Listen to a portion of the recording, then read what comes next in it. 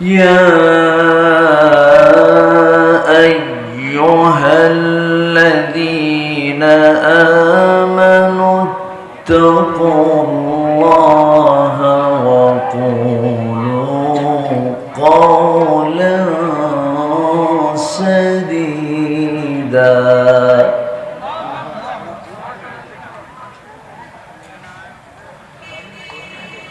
يصلح لكم أعمالكم ويغفر لكم ذنوبكم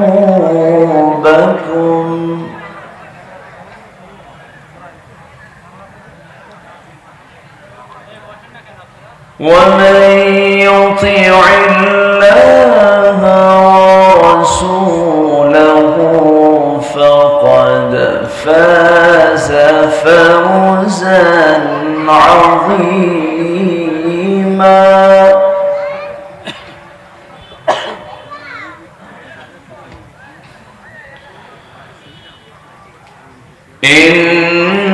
إنا عرضنا الأمانة على السماوات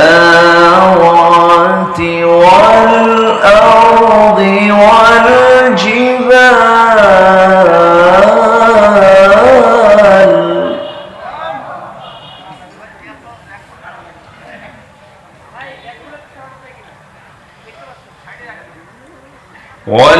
والجبال فأبين أن يحملنها وأشفقن منها وحملها الإنسان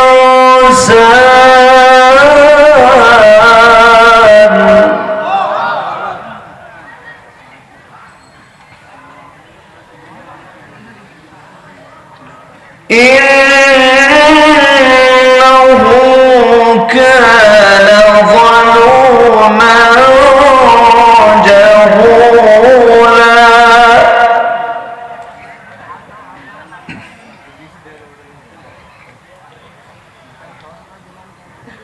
ليعذب الله المنافقين والمنافقات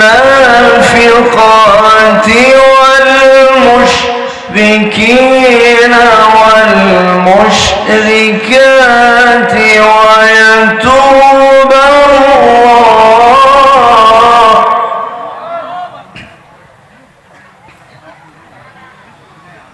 ويتوب الله على المؤمنين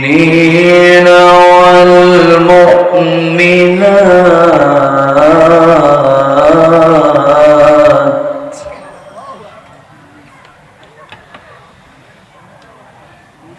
وكان الله غفورا رحيما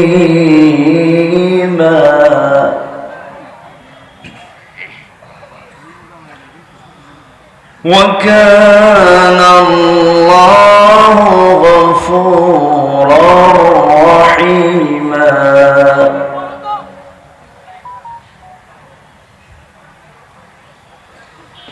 الله أكبر بسم الله الرحمن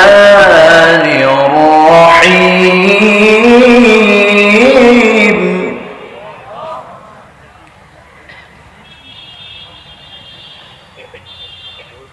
إن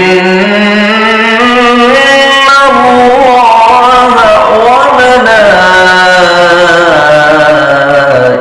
وملائكته يصلون على النبي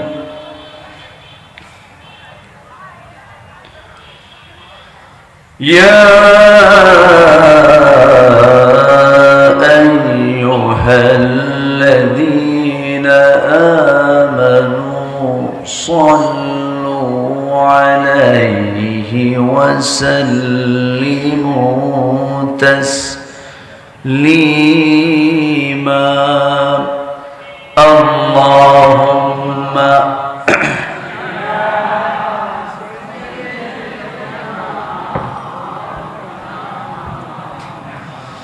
وعلى آل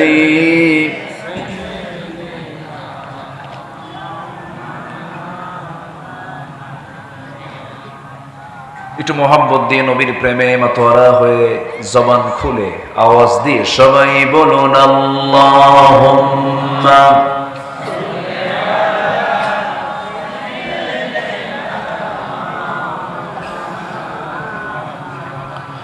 وعلى آل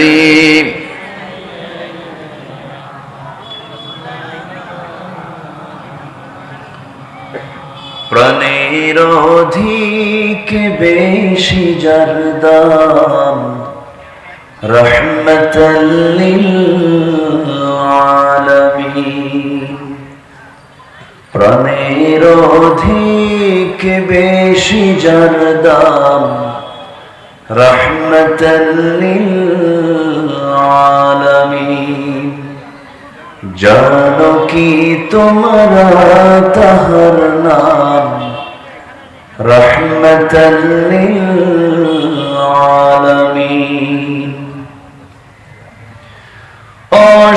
অসহায়ের বুকে যে জন গোপনে করে সার দুরুদ পড়ে সুবহে ও শাম রহমতাল লিল আলামিন গরিবের আহার দিতেন নিজে হয়ে রোজাদার নিয়মর ভালোবাসার খাম রহমতাল লিল আলামিন তার পথে যে বিছিয়ে দিত টুকরো কাটা স্তূপ করে তাকেও দিলেন প্রেম মুজাসসাম রহমতাল লিল আলামিন জানো কি তোমরা তাহার নাম রহমতাল লিল আলামিন আল্লাহুম্মা উপস্থিত সামনে আজকের মাহফিলের প্রধান আকর্ষণ যাদেরকে নিয়ে আজকের এই সাজানো গোছানো বর্ণাঢ্য আয়োজন তাওহীদের পতাকাবাহী কালেমার ঝান্ডাবাহী দ্বীন ইসলামের নর শারদুল বীর মুজাহিদ প্রাণ প্রিয় সম্মানিত দ্বীনী ভাইরা আড়ালে বসে আছেন শ্রদ্ধেয়া সম্মানিতা মা বোনেরা আলোচনার সূচনায় আনুষ্ঠানিকতার মধ্য দিয়ে আমার পক্ষ থেকে আবারও দিল খোলা সালাম আসসালামু আলাইকুম ওয়া রাহমাতুল্লাহি ওয়া বারাকাতুহু সবাই কেমন আছেন আমাকে প্রশ্ন করে ফেলেছেন আমি কেমন আছি আল্লাহ তাআলা আমাকে আপনার মতো করেই আপনার সাথেই আপনার সামনেই বসে রেখেছেন আলহামদুলিল্লাহ পৃথিবীতে সবচেয়ে বড় পাওয়া আমার রবের পক্ষ থেকে হলো ভালো থাকা ক্যান্সার আক্রান্ত এক রোগীকে প্রশ্ন করা হলো তোমার যেই একটা বিশাল রোগ মহারোগে তুমি আক্রান্ত হয়েছ আল্লাহ সম্পর্কে তোমার আল্লাহকে তোমার কি চাওয়া আল্লাহর কাছ থেকে তোমার কি পাওয়া কি চাওয়া তোমার কি চাহিদা আবেগ আপ্লুত হয়ে বলছে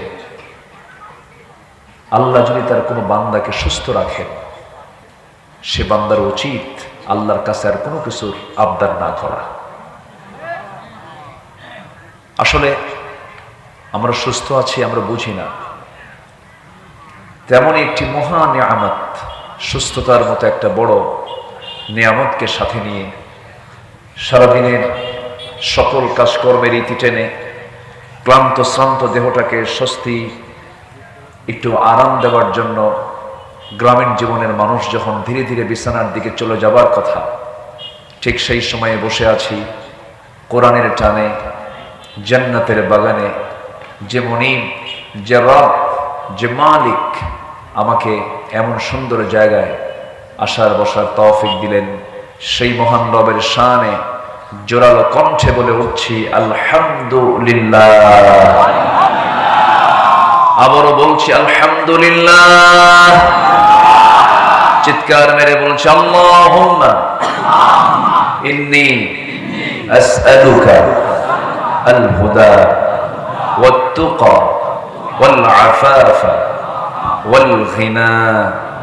সবাই বলি আল্লাহুম্মা আইন্নি আলা যিকরিকা ওয়া শুকরিকা ওয়া হুসনি ইবাদাতিকা।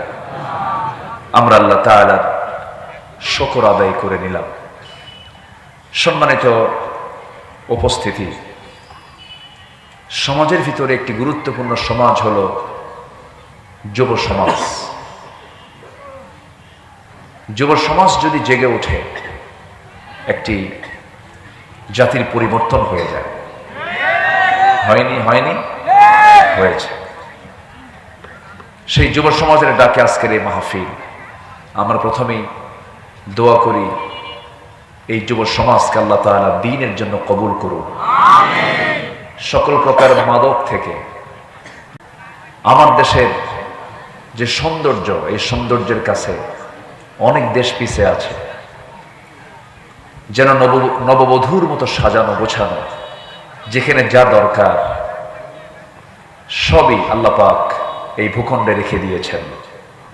আছে পাহাড়, আছে নদী, আছে সমতল, আছে সমুদ্র, কি নাই আমার দেশে?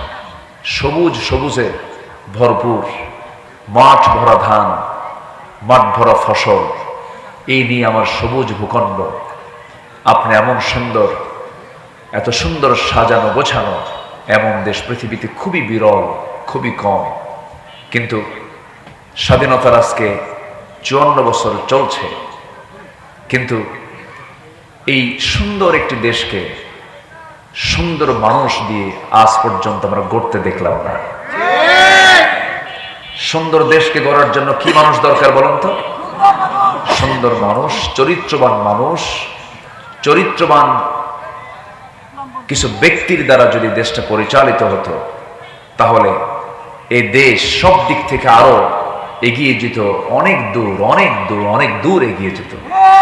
কিন্তু দুঃখজনক হলো সত্য, আমরা ইতিপূর্বে যত শাসন দেখেছি, যত সময় আমরা পার করেছি, ফলাফল একটাই, সেটা হলো দেশের সম্পদ দেশে রাখে না, সব পাচার করে নিয়ে চলে যায়।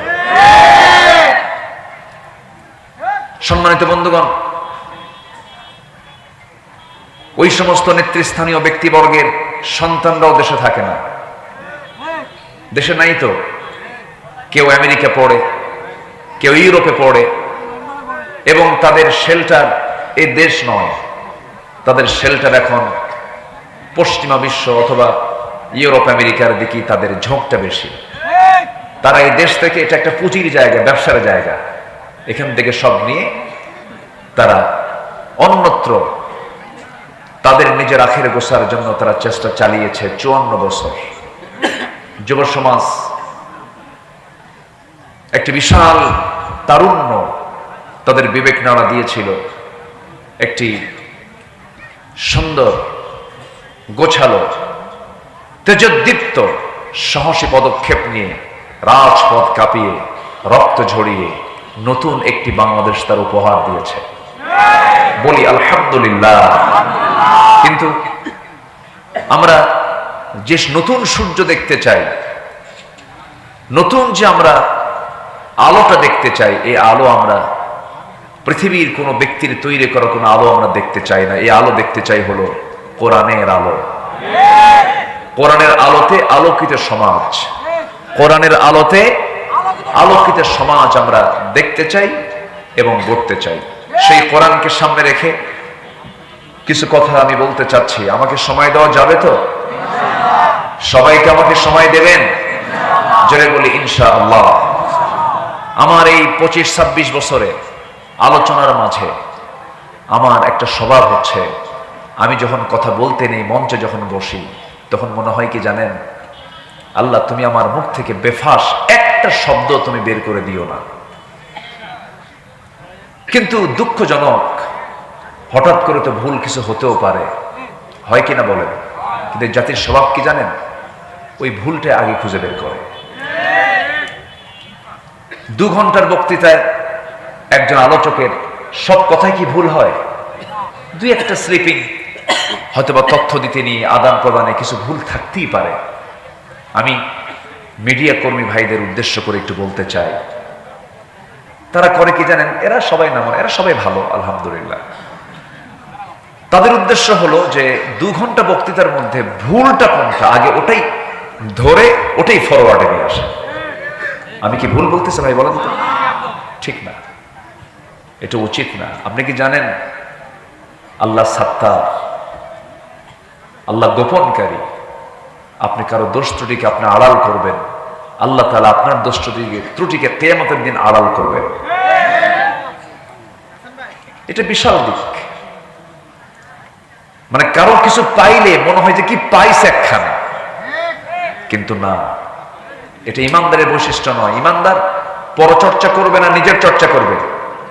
বলেন, পরচর্চা না নিজের চর্চা? নিজকে নিয়ে ভাববে, আমি তো ভালো না, আমি তো আমার দিক থেকে ভালো না, আমি অন্যকে দেখবো কখন, এই চিন্তায় সে ব্যাকুল হয়ে থাকবে। সম্মানিত ভাইরা, এই জাতির পরিবর্তনের জন্য এই জাতির ভিতরে কিছু চারিত্রিক পরিবর্তন দরকার। আমরা বক্তব্য 16 বছর বহু শুনেছি। কিছু কিছু বক্তার বক্তব্য শুরু থেকে শেষ পর্যন্ত খালি আগুন ঝরানো বক্তৃতা, বহু আলোচনা শুনেছি আমরা। হাসিনা তো আর নাই, আছে? আছে, দেশে আছে। চিল্লায় কি করবেন আপনি? নাই তো আর। আসুন না আমরা আমাদের চরিত্রকে সুন্দর করার জন্য চারিত্রিক সৌন্দর্যের কি কি দিকগুলো আমাদের ভিতরে থাকা দরকার, কি কি বাদ দেওয়া দরকার, এই বিষয়ে কিছু কথা আমি আজকে শুধু আপনাকে নয় গোটা জাতিকেই শোনানোর ইচ্ছা করেছি। কারণ এক একটা বক্তৃতা গোটা দেশবাসীর কাছেই চলে যায়। তার মাধ্যম এখানে আসে না নাই বলেন তো?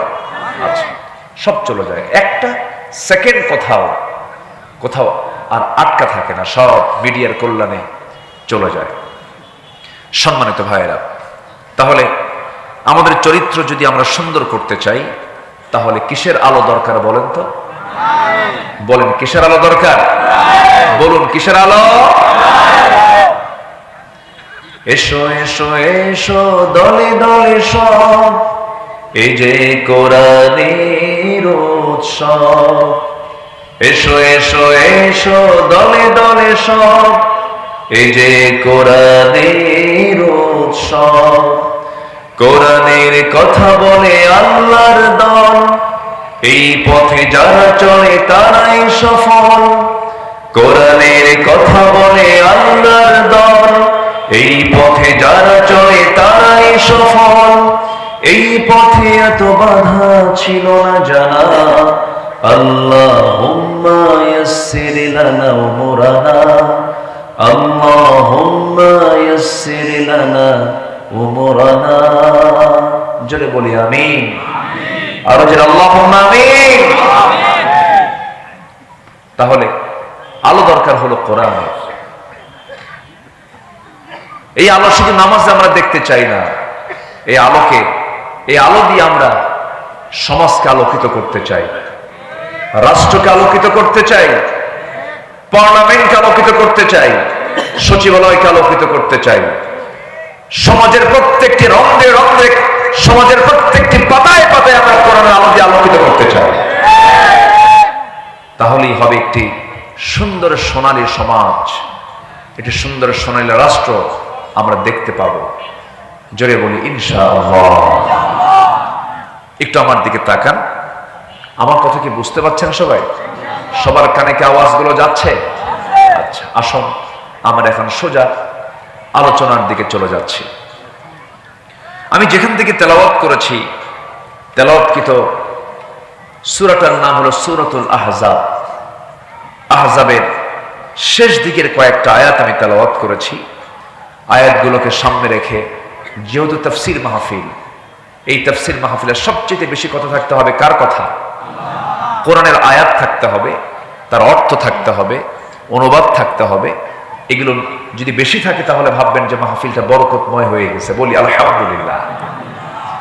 আলোচনা সুন্দর হলো, মানুষ কানলো, আলোচক নিজেও কানলো, কিন্তু একটা আয়াত নাই, একটা হাদিস নাই, তাহলে সেই আলোচনার কোনো মূল্য, আলোচনার কোনো জাযা, পুরস্কার কার দরবারে হবে না? বলেন তো, কার দরবারে হবে না? আল্লাহর দরবারে হবে না। আসুন আমরা কোরআনকে দিই, কোরআনকে বুঝবো। আমরা কোরআনকে দিই, কোরআনকে বুঝবো।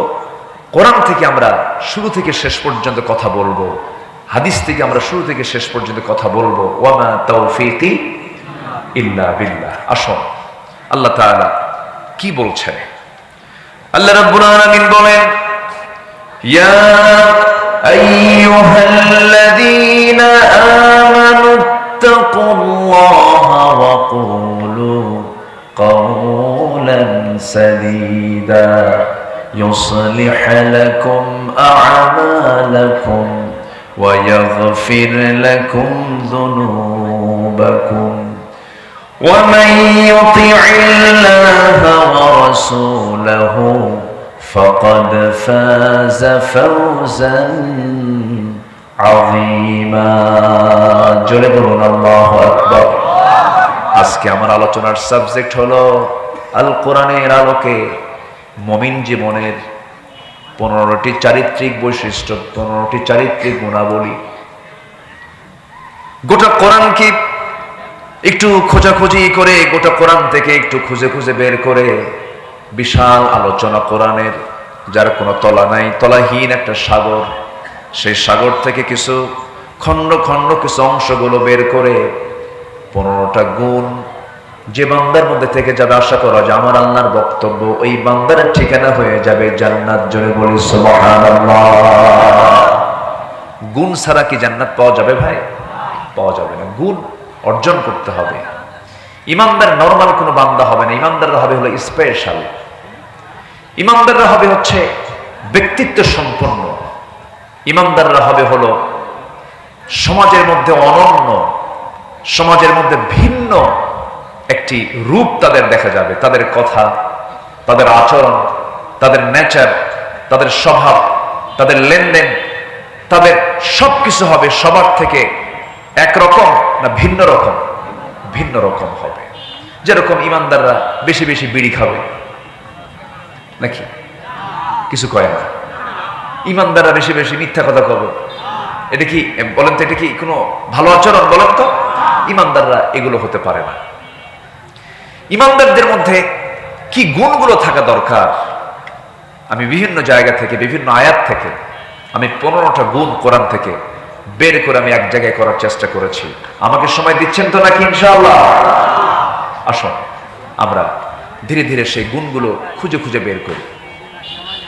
আল্লাহ রাব্বুল আলামিন সূরাতুল আহজাবের শেষ দিকের 70 নম্বর আয়াতে বলছেন, ইয়া আইয়ুহাল্লাযীনা আমানু ইত্তাকুল্লাহা ওয়া কুলু কওলান সাদীদা। এক নম্বর গুণ হলো, একটা একটা করে আজকে 15টা গুণ শেষ করব, সবাই শুনে এখান থেকে বিদায় নেব। মাথায় রাখবেন, এই আলোচনা আমার জীবনের শেষ আলোচনাও হতে পারে, এই শোনা আমার জীবনের শেষ শোনাও হতে পারে। এই 26 বছর মাহফিল ইতিহাসে আমার বহু চোখে দেখেছি মাহফিল শুনতে সে লাশ হয়ে বিদায় নিয়েছে বহু শ্রোতা। মঞ্চে আলোচনা করতে করতে আমার রেজাউল করিম কাউসারী ভাই মঞ্চেই দুনিয়া থেকে বিদায় নিলেন। এই কিম সেফাতুল্লাহ রাহিমাহুল্লাহ দুনিয়া থেকে বিদায় নিলেন। কত অভিনেতা অভিনয় করতে করতে মঞ্চেই দুনিয়া থেকে বিদায় নিল। আমিও বিদায় নিতে পারি, আপনিও বিদায় নিতে পারেন। তবে একটা বিষয় হলো, এমন কোন জায়গায়, বরকতময় জায়গায় আমার বসে থাকাটা শুধু সৌভাগ্য না, মহা সৌভাগ্যের বিষয়। জোরে বলি আলহামদুলিল্লাহ। এই মুহূর্তে আপনারা যেখানে বসে আছেন, এটা হলো এমন একটা জায়গা, আমার আল্লাহ তাআলা এই জায়গাকে স্পেশাল জায়গা হিসেবে আখ্যা দিয়েছেন, জান্নাতের টুকরা। জোরে করেন সুবহানাল্লাহ। বসবেন, কেউ নড়বেন না। একদম আলোচনার সমাপ্তি টেনে আমরা একসাথে এখান থেকে মোনাজাত শেষ করে বিদায় নেব। জোরে বলি ইনশাআল্লাহ। আমাকে যেন বারবার না কথা বলতে হয়, এটা একটা ক্লাস। এই ক্লাসে যিনি না বলে চলে যাবেন, কোরআনের ক্লাস থেকে যিনি না বলে ওঠা বসা করবেন, এটা কি বলেন তো আদব হবে না বেয়াদবি হবে?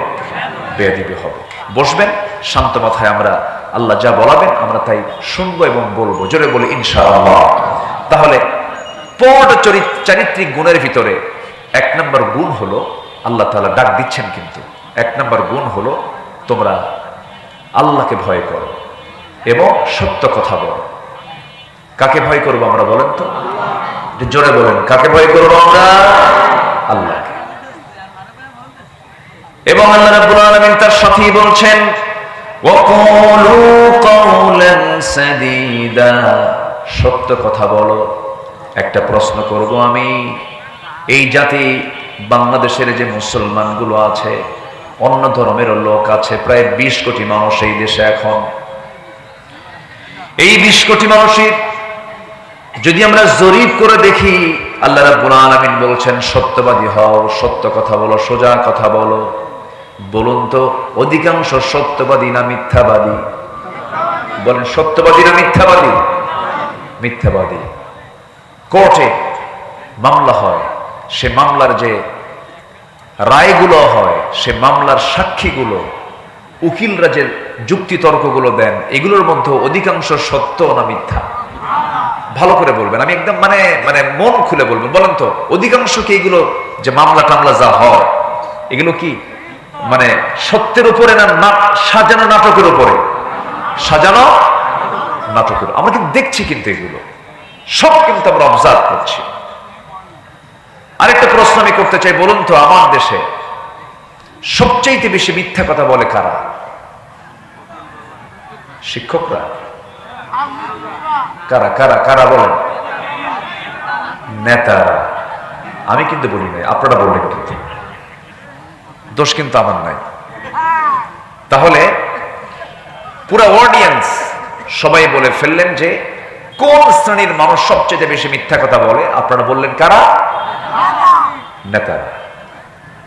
সব নেতা নয়, তবে নেতারা সবচেয়ে বেশি মিথ্যা কথা বলেন। এই কথাটা কিন্তু আপনাদের এই অডিয়েন্স থেকে আমার কানে এসেছে। এর কিছু অবশ্যই বাস্তবতা আছে না নাই বলুন তো? আসতে বলবেন না, আছে না নাই? এই পর্যন্ত যত ওয়াদা, যত সরকার দিয়েছে, কোন ওয়াদা কি তারা রক্ষা করতে পেরেছে?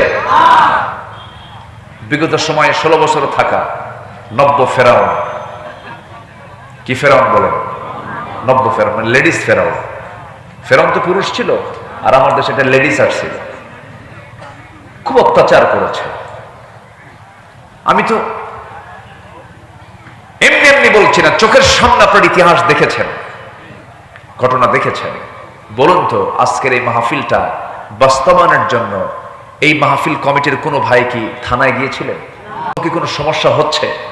আচ্ছা বলুন তো এই 1 বছর, প্রায় 16 মাস, এই 16 মাসে বাংলাদেশের কোন জায়গায় কোথাও কি আপনারা জঙ্গির কোন আস্তানা, জঙ্গির কোন কারখানা, জঙ্গির কোন নাটক, অভিযান, জঙ্গি অভিযান কোথাও কি দেখেছেন, শুনেছেন? তাহলে এই জঙ্গি নাটক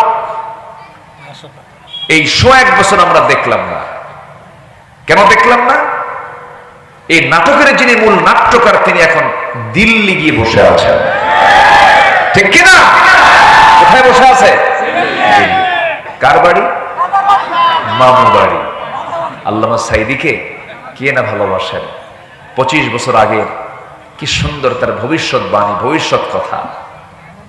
গাছের গোড়ায় নাড়া দেব, সোজা মামু বাড়ি দিল্লি গিয়ে পড়বা।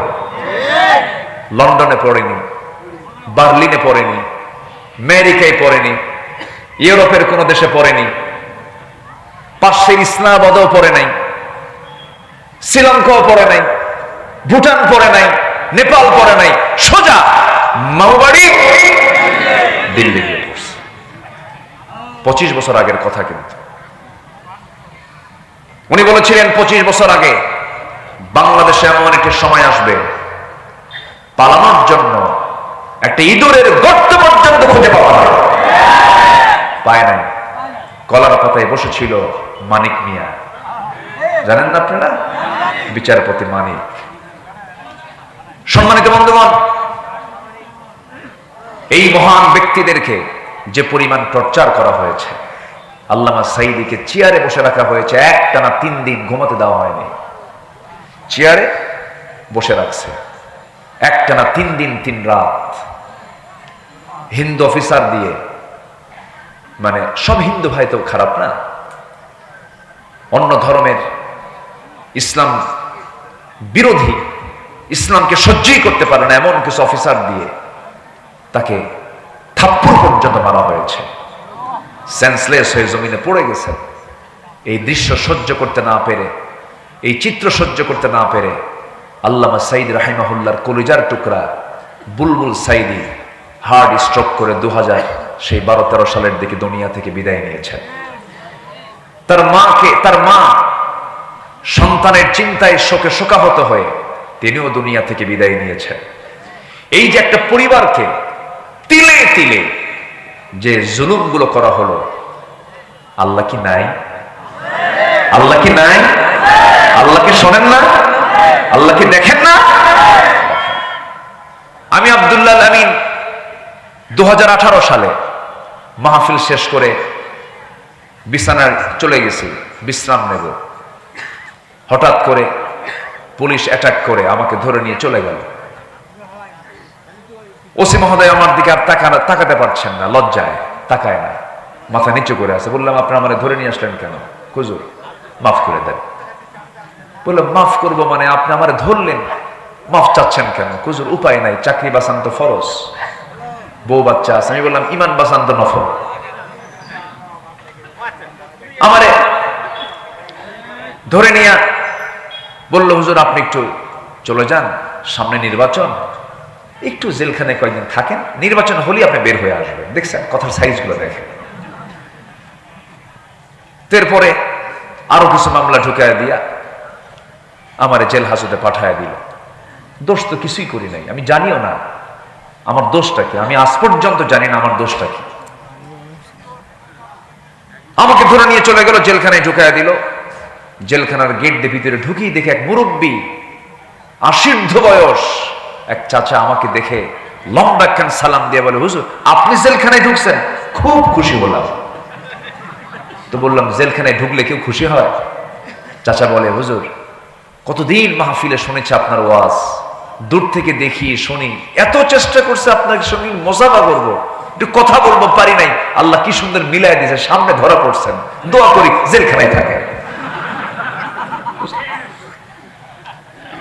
আমি চাচাকে বললাম, চাচা আপনার জেলখানায় আসার হিস্টোরি কি, কারণ কি, কি চুরি করে আসছেন? কে বাবা, বিস্ফোরক মামলা দিছে। আমারে বলে, হুজুর একটু বলেন তো বিস্ফোরক খায় না কি করে? সে জানেও না বিস্ফোরক শব্দটার ব্যাখ্যা কি। এই হলো 16 বছরের অবর্ণনীয় অমানবিক নির্যাতন নিপীড়নের চিত্র। আমরা সুন্দর একটি পরিবর্তন পেয়েছি, একটা পরিবর্তন, একটা আলাদা একটা পথ এসেছে। এখন সামনের দিনকে আমরা আলোকিত করতে চাই। পৃথিবীর তৈরি করা লোকের কোনো তন্ত্র মন্ত্রের আলো দিয়ে নয়, আমরা আল্লাহর পাঠানো নাজিল করা কিতাব কোরআনের আলোতে, আমরা কোরআনের আলোকে আমরা সমাজকে, রাষ্ট্রকে আমরা আলোকিত করতে চাই। তাহলেই বিজয় দিবেন, তাহলেই সমাজ আমরা শান্তি পাবো, আখিরাতে আমরা নাজাত পাবো। জোরে বলি ইনশাআল্লাহ। তাহলে যারা মিথ্যা কথা বলে তাদের সঙ্গে আমাদের কোনো সম্পর্ক থাকতে পারে? আমাদের সম্পর্ক থাকবে হলো মিথ্যাবাদীর সাথে না সত্যবাদীর সাথে? ওয়াকুনু মা'আস সাদিকিন, তোমরা সত্যবাদীদের সাথী হয়ে যাও, মিথ্যার সঙ্গে তোমরা সম্পর্ক রেখো না। আমার বন্ধুগণ, একটু কান লাগাবেন, মনোযোগ দিয়ে কথাগুলো শুনবেন। 1 নম্বর গুণ হলো সততা। এই সততা যদি আপনার মধ্যে থেকে যায়, আপনার সন্তানগুলো ভালো হবে, আপনার পরিবার ভালো হবে, আপনার সমাজ ভালো হয়ে যাবে, রাষ্ট্র ভালো হয়ে যাবে। এই জাতিকে ভালো করার জন্য, এই জাতির জন্য 1 নম্বরে যে চারিত্রিক গুণ তৈরি করা দরকার, তার নাম হলো সততা, সত্যবাদিতা। মিথ্যা কথা বলা যাবে না। আমি একটা প্রশ্ন করব আপনাকে, বলুন তো এই পৃথিবীতে একজন মানুষ যার জীবনে কৌতুক করে একটা মিথ্যা কথা তার মুখ থেকে কোনোদিন বের হয় নাই, তার নামটা কি বলুন? মুহাম্মদুর রাসূলুল্লাহ সাল্লাল্লাহু আলাইহি সাল্লাম। কোনোদিন একটা মিথ্যা কথা তার মুখ থেকে ফসকেও বের হয় নাই।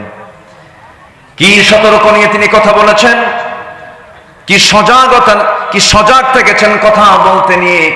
কৌতুক করে একটা মিথ্যা কথা তার মুখ থেকে বের হলো না। কোনোদিন আওয়াজ দিয়ে কোনোদিন হাসি দেন নাই, হেসেছেন, তার মুখটা হাস্যোজ্জ্বল ছিল, কিন্তু আওয়াজ দিয়ে কখনো হাসেন নাই। পেটে ক্ষুধা ছিল তার, কিন্তু কোনোদিন পেটে ক্ষুধার কোনো সিমটম মুখে তিনি প্রকাশ করেন নাই। ক্ষুধার্ত অবস্থা তিনি ছিলেন, কিন্তু মুখে দেখে তার টের পাওয়া যেত না। মাসের পর মাস চলে যেত, বাড়ির চুলাতে আগুন জ্বলতো না, কিন্তু আমার নবীজি কখনো একটা বারের জন্য কখনো মনক্ষুণ্ণ হতেন না। রাতের বেলায় সে বলতেন, আয়েশা দেখো তো কোনো খাবার আছে নাকি। নিজ হাতে গনিমতের মালগুলো বন্টন করেছেন, শূন্য হাতে ফিরেছেন বাড়িতে। শুধু সামান্য কিছু পানি পান করে রোজার নিয়ত করে পরের দিন রোজার নিয়ত করেছেন। এত কষ্ট করেছেন, কিন্তু প্রকাশ করতে দেন নাই তিনি কষ্টের মধ্যে আছেন। আমার বন্ধুগণ, আমার নবীজির সবচেয়ে বড় গুণ হলো সততা। কাফেররাও তাকে পছন্দ করত, মুশরিকরাও তাকে পছন্দ করত। মুহাম্মদ যেটাই বলুক না কেন, মুহাম্মদ সত্যবাদী। আল আমিন এই খেতাবটা দিয়েছিল কুরাইশরা, আর সাদেক এই খেতাবটা দিয়েছিল কুরাইশরা।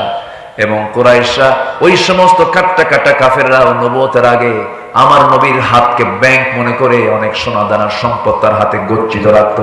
সুবহানাল্লাহ। আমরা সেই নবীর উম্মত হয়ে আমরা কি মিথ্যা কথাগুলো বলি। আমরা উঠতে বসতে মিথ্যা কথা বলি।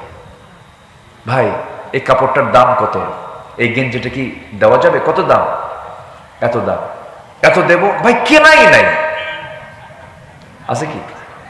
আসতে কয় আছে, আছে, এগুলো বলার লোক আছে? শুধু মিথ্যা কথা বলে। মিথ্যা দিয়ে আজকে সমাজ, ব্যবসা, প্রতিষ্ঠান সবগুলো আজকে মিথ্যার সাগরে হাবুডুবু খেতেছে। বরকত পাবেন কেমনে? একজন বড় পীরের নাম এখন মনে হয়ে গেল, যিনি আসল পীরদের পীর ছিলেন, বড় আল্লাহওয়ালা ছিলেন। জিলান শহরে তার বাড়ি ছিল। আব্দুল কাদের জিলানী রাহিমাহুল্লাহ বড় আল্লাহওয়ালা ছিলেন। এই বড় আল্লাহওয়ালা যখন ছোট ছিলেন, পারিবারিক শিক্ষা ছিল তার মা সন্তানকে ডাক দিয়ে বলে, বাজান একটা কথা বলি। কি কথা? আজকে তোমাকে আমি একটা নসিহা করব। শিক্ষার উদ্দেশ্যে বাড়ি থেকে বের হচ্ছ, বাড়ি থেকে বের হয়ে চলে যাচ্ছ, দোয়া করি বড় শিক্ষাবিদ হও, বড় আলেম হয়ে যাও বাবা, আমি তোমার জন্য দোয়া করি। কিন্তু আমি তোমার মা হয়ে তোমাকে একটা নসিহা করছি, একটা উপদেশ দিতেছি। মরার সময় পর্যন্ত কোনোদিন জিহ্বা থেকে একটা মিথ্যা কথা কখনো বলবা না, জিহ্বাকে নাপাক করবা না। যাও বাবা। ছোট্ট ছেলে আব্দুল কাদের জিলানী ঘর থেকে বের হয়ে গেছেন শিক্ষা অর্জন করার জন্য। মাঝপথে ডাকাতি শুরু হয়ে গেছে। আমার দেশে বুঝি ডাকাতি নাই? আসতে বলবেন আছে না নাই? আছে না নাই? আচ্ছা, ওই যে দুজন ভাই উঠলো, ব্যাপারটা কি? ওই যে দেখেন তো, ধরেন তো, একটু তদন্ত করেন তো। উঠলো কেন? বসেন না। রাগ করতেছেন আপনারা? রাগ করতেছেন? আমি কাউকে উঠতে দেব না ভাই। আমার একটা স্বভাব কি জানেন? আমার সামনে থেকে কেউ উঠতে নিলে আমার আলোচনা হেরে যায়। তো আপনার কারণে যদি মাহফিল যদি বন্ধ হয়ে যায় অথবা আমার আলোচনা যদি হেরে যায়, আপনি কত বড় আসামি এটা ভাবতেছেন কি আপনি? ঠিক না। আমি একটু কড়া শব্দই প্রয়োগ করে বললাম, মেহেরবানি করে কেউ আমরা উঠবো না, আর একজন লোক ওঠার চিন্তা করবো না। আল্লাহ কবুল করুন। জোরে বলি আমিন। আমি তো আপনাদের মতো করে কথা বলতে পারি না। যশোরের ভাষা, খুলনার ভাষা, খুলনা অবশ্য একটু চেঞ্জ, কুষ্টিয়ার ভাষা, চুয়াডাঙ্গা মেহেরপুরের ভাষা হলো ইন্টারন্যাশনাল মানসম্মত, একদম আন্তর্জাতিক মানসম্মত। আপনাদের মতো শুদ্ধ বাংলা ভাষায় কথা বলার মতো কোনো বাপের বেটা পৃথিবীতে দ্বিতীয়টা নাই।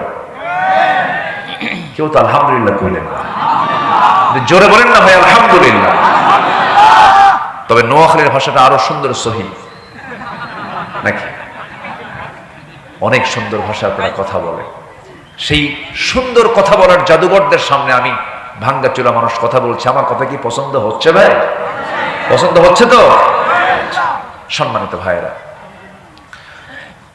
আব্দুল কাদের জিলানী রাহিমাহুল্লাহ রওনা দিয়েছেন। ছোট্ট মানুষ, কিছু স্বর্ণ মুদ্রা তার মা তাকে দিয়েছে, স্বর্ণ মুদ্রা, সোনার মুদ্রা দিয়েছে। আব্দুল কাদের জিলানী রওনা দিয়েছেন, চোখের সামনে ডাকাতি চলতেছে, যার কাছে যা কিছু পায় সবকিছু নিয়ে চলে যাচ্ছে ডাকাতরা। এবার তাল পড়ে গেছে, আব্দুল কাদেরের তালে পড়ে গেছে। সবাই তাকে জিজ্ঞাসা করছে, এই ছেলে তোমার কাছে কি আছে? পকেটের মধ্যে যা কিছু ছিল, ব্যাগে যা কিছু ছিল, সব কিছু তাদের সামনে ওপেন করে দিয়েছে কিচ্ছু বলার আগেই। ডাকাতরা বলছে, তুমি ছোট মানুষ, যা চাইলাম সব বের করে দিলে। সহজে এরকম করে কেউ বের করে দেয় না, বহু চাপ দিয়ে বের করে নিতে হয়, মিথ্যা কথা বলে। কিন্তু সত্য কথা, তুমি যা বলেছে তুমি তাই সবকিছু বের করে দিলে, কারণটা কি? আব্দুল কাদের বলছে, আমার মার নাসিহা হলো মৃত্যুর দিন পর্যন্ত আমার মুখ থেকে যখন যেন একটা মিথ্যা কথাও যেন কখনো না বের হয়। তাহলে শিক্ষা কি শুধু স্কুলে না বাড়িতেও আছে? শিক্ষা কি শুধু স্কুলে না মাদ্রাসায় না বাড়িতেও আছে? বাড়িতেও আছে। এক রাজা তার মেয়েকে বিয়ে দিয়েছে উচ্চ শিক্ষিত দেখে, অনেক শিক্ষিত একটা ছেলে তাকে দেখে বিয়ে দিছে। বিয়ে দেওয়ার পর রাজা লক্ষ্য করে দেখে, আমার মেয়েকে, আমার কন্যাকে বিয়ে দিলাম শিক্ষিত লোক দেখে, কিন্তু এত জুতার দিক তাকায় কেন? নতুন জামাই শুধু কিসের দিকে তাকায়? জুতার দিকে নজর। তো তার অ্যাসিস্ট্যান্টকে বললো, দেখো তো ওর গোষ্ঠী একটু উদ্ধার করে দেখো তো ওর গোষ্ঠী কি। বললো যে, স্যার রাজামশাই, ওর গোষ্ঠী হলো মুচি। আপনি মুচির দোকানের সামনে দিয়ে গেলে মুচি কি আগে আপনার চেহারায় তাকায় না জুতায় তাকায়? কোন দিকে তাকায়? জুতার দিকে তাকায়। পারিবারিক শিক্ষা হচ্ছে বড় একটা শিক্ষা। সন্তানদেরকে কখনো মিথ্যা শেখাবেন না, ঠকবাজি শেখাবেন না। সাইয়েদনা ওমর ফারুক রাদিয়াল্লাহু তাআলা আনহু রাত্রিবেলা জনগণকে দেখার জন্য বের হয়েছেন। জনগণকে দেখতে গিয়ে অনেক গভীর রাত্রিতে মা মেয়ের গল্প শুনছিলেন। মা মেয়েকে বলছে, মা খুব কষ্টে দিনগুলো পার হচ্ছে, দয়া করে তোমাকে বলছে মা, ওই যে ওটের দুধগুলো আছে, ওটের দুধের ভিতরে কিছু পানি মিশায়া দাও। পানি মিশায়া দিলে পরে দুধের পরিমাণটা বাড়বে, বেশি দামে বিক্রি করা যাবে। সঙ্গে সঙ্গে মেয়ে বলছে, মা তুমি আমাকে যে নাসিহা করছো এটা কোনো নাসিহা না, এটা জাহান্নামে যাওয়ার একটা নাসিহা। এত বড় পাপ আমি করতে পারবো না, আল্লাহর তো ভয় আছি। আবার ওমরের পার্লামেন্ট আছে, ওমরের প্রশাসন আছে, দেখে ফেললে জানতে পারলে বড় বেকায়দা হয়ে যাবে। সঙ্গে সঙ্গে মা বলতেছে, ও মা আমার কলিজার টুকরা মেয়ে, এখানে তো ওমরের লোকজন নাই, কেউ দেখবে না, অন্ধকার রাত। সঙ্গে সঙ্গে মেয়েটা বলছে, ও মা তুমি আমাকে যদি মেরেও ফেলো আমি এমন কাজ করতে পারবো না, কারণ সবচাইতে বড় প্রশাসন কিরামান কাতিবিন, সমস্ত ফেরেশতারা আমাদের সবকিছু রেকর্ড করছেন। সুবহানাল্লাহ। এখন উপদেশ দিচ্ছে মা না মেয়ে? বলেন মা না মেয়ে? মেয়ে দিচ্ছে। কেউ না কেউ দিতেই হবে, ভুলতে হবে। আমার বন্ধুগণ, এই দুইটি কথা, মার কথা মেয়ের কথা, দুজনের কথা শুনে আব্দুল কাদের জিলানী বাড়িতে চলে গেলেন। স্ত্রীকে ডাক দিয়ে বলছেন, স্ত্রী আমার ছেলের জন্য বহুদিন যাবত মেয়ে খুঁজতেছিলাম, ভালো মেয়ে পাবো কোথায়? ভালো মেয়ের সন্ধান পেয়ে গেছে রাতের বেলা। বউ বলছে, রাতের বেলা কার বাড়িতে গেলেন? কে যাওয়া লাগে নাই। ঘরের দেওয়ালে কান পেতে, দেওয়াল ঘেসে ঘেসে দাঁড়িয়ে থেকে কান পেতে পেতে মা মেয়ের গল্প শুনলাম। মেয়েকেও দেখি নাই, মেয়ের বংশও দেখলাম না, মেয়ের অবস্থাও দেখলাম না, বাপ মার অবস্থাও দেখলাম না। যে মেয়ের মুখ থেকে প্রকাশ পেয়ে যায়, সবচেয়ে বড় সাক্ষী হলো আমার আল্লাহ রাব্বুল আলামিন। সে আল্লাহকে সাক্ষী রেখে কোনো ভুল করা যাবে না। অবশ্যই তুমি কালকে সকালে চলে যাবে, ওই দুধ বিক্রেতার মেয়ের সঙ্গে আমার ছেলের বিয়ে হয়ে যাবে। জোরে কোন সুবহানাল্লাহ। সবকিছুই হলো সততা। সব কি বলেন তো? সততা। সততা নিয়ে চলবো আমরা, মিথ্যার ধারে পাশে আমরা যাব না। সবাই রাজি আছেন তো ইনশাআল্লাহ? আব্দুল কাদের জিলানী বলে ফেললেন, আমার কাছে স্বর্ণ মুদ্রাগুলো আছে, এই যে দেখো। ডাকাত ছোট্ট বাচ্চার চেহারার দিকে তাকায় বলতেছে, সন্তান রে, আমার বাড়িতেও সন্তান আছে রে, আমার পরিবারও ছেলে মেয়ে আছে। তোর উত্তম কথা, তোর উত্তম আচরণ, তোর মার নাসিহা আমাদের দিলের মধ্যে পরিবর্তন আনতে বাধ্য করলো। ডাকাতির পথ ছেড়ে দিলাম, তোর পথ আমরা ধরলাম। যেরকম সুবহানাল্লাহ। ভাইরে, একটা জাতি যদি সত্যবাদী হয়, সে জাতির ডেভেলপমেন্ট অন্য ধরনের। আমরা সত্যবাদী হব। আল্লাহ তাআলা এখন সত্যবাদী হলে কি হবে তার ফলাফল দিচ্ছেন। পরামর্শগুলো আমরা কার নিচ্ছি বলেন? আল্লাহ। আল্লাহ রাব্বুল আলামিন সূরাতুল আহজাবের পরের আয়াতে বলছেন, আয়াত যদিও শেষ কিন্তু কথা শেষ হয় নাই। সাদিদাইন ইউসলিহ লাকুম, যারা আলেম উলামা আছেন, আল্লাহ রাব্বুল আলামিন বলেন, ওয়াকুলু কাওলান সাদিদান ইউসলিহ লাকুম আ'মালাকুম ওয়া ইয়াগফির লাকুম যুনুবাকুম ওয়া মান ইউতি'ইল্লাহা ওয়া রাসূলাহু فقد فاز فوزا عظيما। الله اكبر। সততা নিয়ে যদি চলতে পারো, সততা নিয়ে যদি তোমার জীবনটাকে সাজাতে পারো, তাহলে আমি আল্লাহ রাব্বুল আলামিন তোমার জীবনে যত আমল তুমি করেছো, সে আমলের মধ্যে যদি কোনো ভুল হয়ে থাকে, সমস্ত ভুলগুলোকে আমি সংশোধন করে তোমার তামাম জিন্দেগীর সমস্ত গুনাহগুলো আমি আল্লাহ রাব্বুল আলামিন মাফ করে দেব। তাহলে গুণের কথাও আল্লাহ বললেন, আবার ওই গুণ অর্জন করলে কি বান্দাকে আল্লাহ পুরস্কার দিবেন তার কথাও সঙ্গে সঙ্গে কে জানায় দিলেন? আল্লাহ জানায় দিলেন। তাহলে গুনাহ মাফ হয়ে যাবে কোন কাজ করলে? বলেন বলেন বলেন।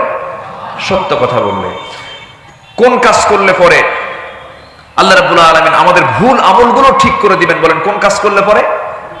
বলেন সত্য কথা বললে পরে। তাহলে এক নাম্বার পয়েন্ট আমরা মোটামুটি হজম করে ফেললাম, সেটা হলো জীবনে এই জিহ্বা দিয়ে কখনো একবারের জন্য আমরা মিথ্যা কথা বলবো না। কেউ ইনশাআল্লাহ বলেননি কিন্তু?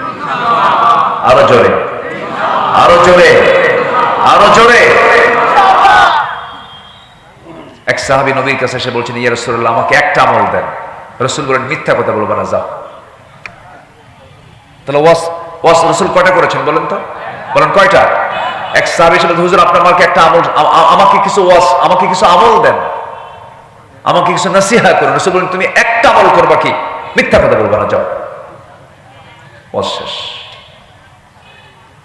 মানুষ ভালো হওয়ার জন্য 2 ঘন্টা আল্লাহ কবুল করুন, জোরে বলি আমিন। হাত নামা। কয়টা গুণের কথা বলেছি আমি? কয়টা গুণের আলোচনা হবে আজকে বলেন তো? 15টা। চলছে কয় নাম্বার? বলেন কয় নাম্বার চলে? আরো আছে কয়টা বলেন? তাহলে 1 নাম্বার বলতে যদি এত সময় লাগে, 14টা শুনবেন কখন? একজন বলে দিয়েছেন সারা রাত। রাজি আছেন আপনারা? সবাই রাজি আছেন? ম্যাক্সিমাম রাজি আছেন। তবে ফজর নামাজ না পড়লেও চলবে নাকি? মানে মাথায় টুপি আছে কিন্তু পরনে লুঙ্গি নাই, তা তো হবে না। নামাজ তো পড়তে হবে। আসতেছি, আমরা লাইনে আসতেছি। মিথ্যুক নামাজি হওয়া যাবে না, সত্যবাদী নামাজি হতে হবে। ঠিক কিনা বলেন? আমার দেশে মিথ্যুক নামাজি আছে না নাই? নির্বাচন আসলে পরে এক আসরের নামাজ 4 বার পড়ে। কয়বার পড়ে? 4 বার পড়ে। এটা মিথ্যুক নামাজি। টুপি একটা নতুন করে নেয় নাকি? টুপিটা নেয়। ওগুলো বাদ, ওগুলো মিথ্যুক, ওগুলো প্রতারক, ওগুলো ধান্দাবাজ, সন্ত্রাসী, চাঁদাবাজ। ঠিক কিনা? আমরা সততা নিয়ে চলতে চাই, জোরে বলি ইনশাআল্লাহ। কষ্ট পাচ্ছেন নাকি আপনারা? একটু ধমক টমক দিলে মনে রাগ করেন নাকি? কিন্তু হক কথা তো একটু ধমক দিতেই হবে। আমি আপনাকে ধমক দিচ্ছি না, বাতিলকে ধমক দিচ্ছি আমি। সম্মানিত ভাইয়েরা, নাম্বার 2 হচ্ছে ইমানদারদের, মুমিন বান্দাদের চারিত্রিক গুণাবলীর 2 নাম্বার হচ্ছে আমানতদারিতা। আমানত ঠিক রাখতে হবে। কি ঠিক রাখতে হবে বলেন তো? স্বামীর কাছে স্ত্রী কি? দেখেন আস্তে আস্তে কর, আরো জোরে। আচ্ছা, স্বামীর কাছেই শুধু একমাত্র স্ত্রী কি? আমানত। তাহলে স্বামীর দায়িত্ব হলো সেই বউকে হুন্ডার পিছনে উঠে গোটা যশোর দেখানো নাকি? এটা কি আমানত না খেয়ানত? এরকম খেয়ানত মার্কা স্বামী আছে? আসতে বলবেন না, আছে না নাই? হুন্ডার নাম হচ্ছে R15। হুন্ডার নাম কি? R1 নাকি কয়? R15। সে হুন্ডার ড্রাইভিং সিট হলো আন্ডারগ্রাউন্ড, একদম নিচতলা, ওরা দেখাই যায় না। আর প্যাসেঞ্জার সিট হলো 3 তলায়, একদম সব দেখা যায়। তো আন্ডারগ্রাউন্ড সিটে স্বামী ড্রাইভিং সিটে বসলো, আর বউকে বলল তুমি 3 তলায় বসো। বোরকা নাই, চুলটা ছেড়ে দেওয়া, ঠোঁটটা আঁকানো, ঠোঁটটা লাল লিপস্টিক দিয়ে আঁকানো, চোখ মুখে আশকারা মাস্কারা, হাই হিল, এগুলো পরে একটি গরম সেন্ট লাগায়া যেন আশপাশ যেন সাইক্লোন হয়ে যায়। হুন্ডায় চড়ালো। হুন্ডার যদি আওয়াজ না হয় তাহলে তো কারো নজর পড়বে না। হুন্ডার পাইপ যেদিক দিয়ে ধোঁয়া বের হয় ওটাকে কি বলে? Silencer pipe. যেটা ওই পাইপটা মেকারকে গিয়ে বললো এটা খুলে দে। খোলার পরে আওয়াজটা কি শুধু আওয়াজ না মহা আওয়াজ? একটা বড় আওয়াজ, বিকট ভটভট একটা আওয়াজ হয়। বউ তুলছে 3 তলায়, ও আছে নিচতলায়। আর সাইলেন্সার পাইপ খুইলা এমন একটা আনমানছে রাজগঞ্জ বাজার থেকে একদম পুলের হাট পর্যন্ত, পুলের হাট থেকে একদম সেই কি বলে বেনাপোল পর্যন্ত, বেনাপোল থেকে আবার টান দিয়ে চলে গেছে একদম সাঁচরার মোড় পর্যন্ত। দেখায় দিল জাতিকে, আমার বউ তোমরা দেখো, এটা আমার শুধু বউ না, জাতীয় সম্পদ। যেরকম নাউজুবিল্লাহ, যেরকম নাউজুবিল্লাহ। এরকম চরিত্রহীন লম্পট স্বামী আছে না নাই? এগুলো বাদ দাও। বউটাকে সুন্দর করে প্যাকেট করো। প্যাকেট মানে আবার মানে এটা যন্ত্রণা না, এটা হচ্ছে বোরকায় রাখো, পর্দায় রাখো। আমাদের শব্দ চয়নে কোথাও যদি কোনো একটু ভুল টুল হয়, দেখেন না যে ক্যামেরা কিরামন কাতিবিন, ক্যামেরা আছে দেখেন না। এখন এই শব্দটা যদি কেটে ফেলে যে প্যাকেট করো, তাহলে তো মনে করেন তো কাম সারা। তো এই পর্দা ছাড়া নারীর সম্মান মর্যাদা সংগ্রাম কখনো অন্য কোনো পথে রক্ষা হতে পারে? মেয়েদের সম্মান মর্যাদা আছে হলো পর্দার মধ্যে। কিসের মধ্যে বলেন? পর্দার মধ্যে। মুক্তা থাকে কিসের পেটে বলেন তো? মুক্তা থাকে কিসের পেটে? ঝিনুক থাকে কোথায়? সাগরের উপরে না সাগরের তলে? সাগরের তলে। যত দামি দামি সম্পদ দেখবেন সব পর্দা, সব পর্দার মধ্যে থাকে, কোনো কিছুই পর্দার বাইরে নয়। ভাইরা, ডাবের পানি আর পুকুরের পানি, কোন পানি খাবেন বলেন তো? বলেন বলেন বলেন, কোন পানি? ডাবের পানিতে মুখ দেয় কয়জন? বলেন কয়জন? আর পুকুরের পানিতে গরুও যায়, কুত্তাও যায়, সবাই যায়। আপনার বউটাকে আপনি ডাবের পানি বানান, শুধু আপনি মুখ দিবেন, আপনি নজর দিবেন, পৃথিবীর কোন পুরুষের নজর তাকে স্পর্শ করবে না। নিজের চরিত্রকে সুন্দর রাখুন, শুধু নিজের বউয়ের দিকে তাকান, দেখবেন আপনার স্ত্রী হয়ে গেছে গোটা পৃথিবীর শ্রেষ্ঠ নারী। আর যদি সব দিকে নজর দেন, কুত্তার মুখ কি এক জায়গায় না সব জায়গায়? বলেন তো, এক জায়গায় না সব জায়গায়?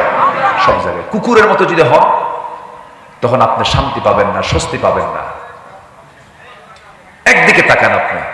এক যুবক বিয়ে করছে, 3 দিন পর মন খারাপ। এই তোমার মন খারাপ কেন? নতুন বউ ঘরে, তোমার নতুন মন খারাপ কেন? সুমনের বউ দেখতে এত সুন্দর। দেখছেন না, নজর গেছে সুমনের বউ দিকে। তাহলে অন্যের বউর দিকে নজর গেলে কি নিজের বউ সুন্দর হয়? সুন্দর হয় না। আপনি যদি নিজে প্রশান্তি পেতে চান, ইসলামকে মেনে চলতে হবে, চোখটাকে কন্ট্রোল করতে হবে, আমানতকে রক্ষা করতে হবে, চোখের আমানতদারিতা রাখতে হবে। দেখবেন দুনিয়াটা আপনার জান্নাতের টুকরা হয়ে গেছে। আমানতদারিতা এক জায়গায় না সব জায়গায়? আসতে বলে, এক জায়গায় না সব জায়গায়? সব জায়গায়। আমানতদারিতা রক্ষা করতে হবে। আল্লাহ রাব্বুল আলামিন বলেন, ইন্নাল্লাহা ইয়া'মুরুকুম আন তু'আদ্দুল আমানাতি ইলা আহলিহা وَإِذَا حَكَمْتُمْ بَيْنَ النَّاسِ أَن تَحْكُمُوا بِالْعَدْلِ إِنَّ اللَّهَ نِعِمَّا يَعِظُكُمْ بِهِ। আল্লাহ রাব্বুল আলামিন তোমাদেরকে আমানতকে পূরণ করার জন্য দায়িত্ব দিয়েছেন। আমানতের খেয়ানত করা যাবে না। ইমানদারদের যত গুণ আছে এর মধ্যে শ্রেষ্ঠ গুণ হলো ওয়াল্লাযীনা হুম লিআমানাতিহিম أماناتهم وعهدهم راعون والذين هم على صلواتهم يحافظون أولئك هم الوارثون الذين يرثون الفردوس هم فيها خالدون জোরে আল্লাহু আকবার। ঈমানদার তো তারাই যারা আমানতকে রক্ষা করবে, আমানতের খেয়ানত করবে না, ওয়াদা করবে, ওয়াদা ভঙ্গ করবে না, নামাজের ব্যাপারে যত্নশীল হবে।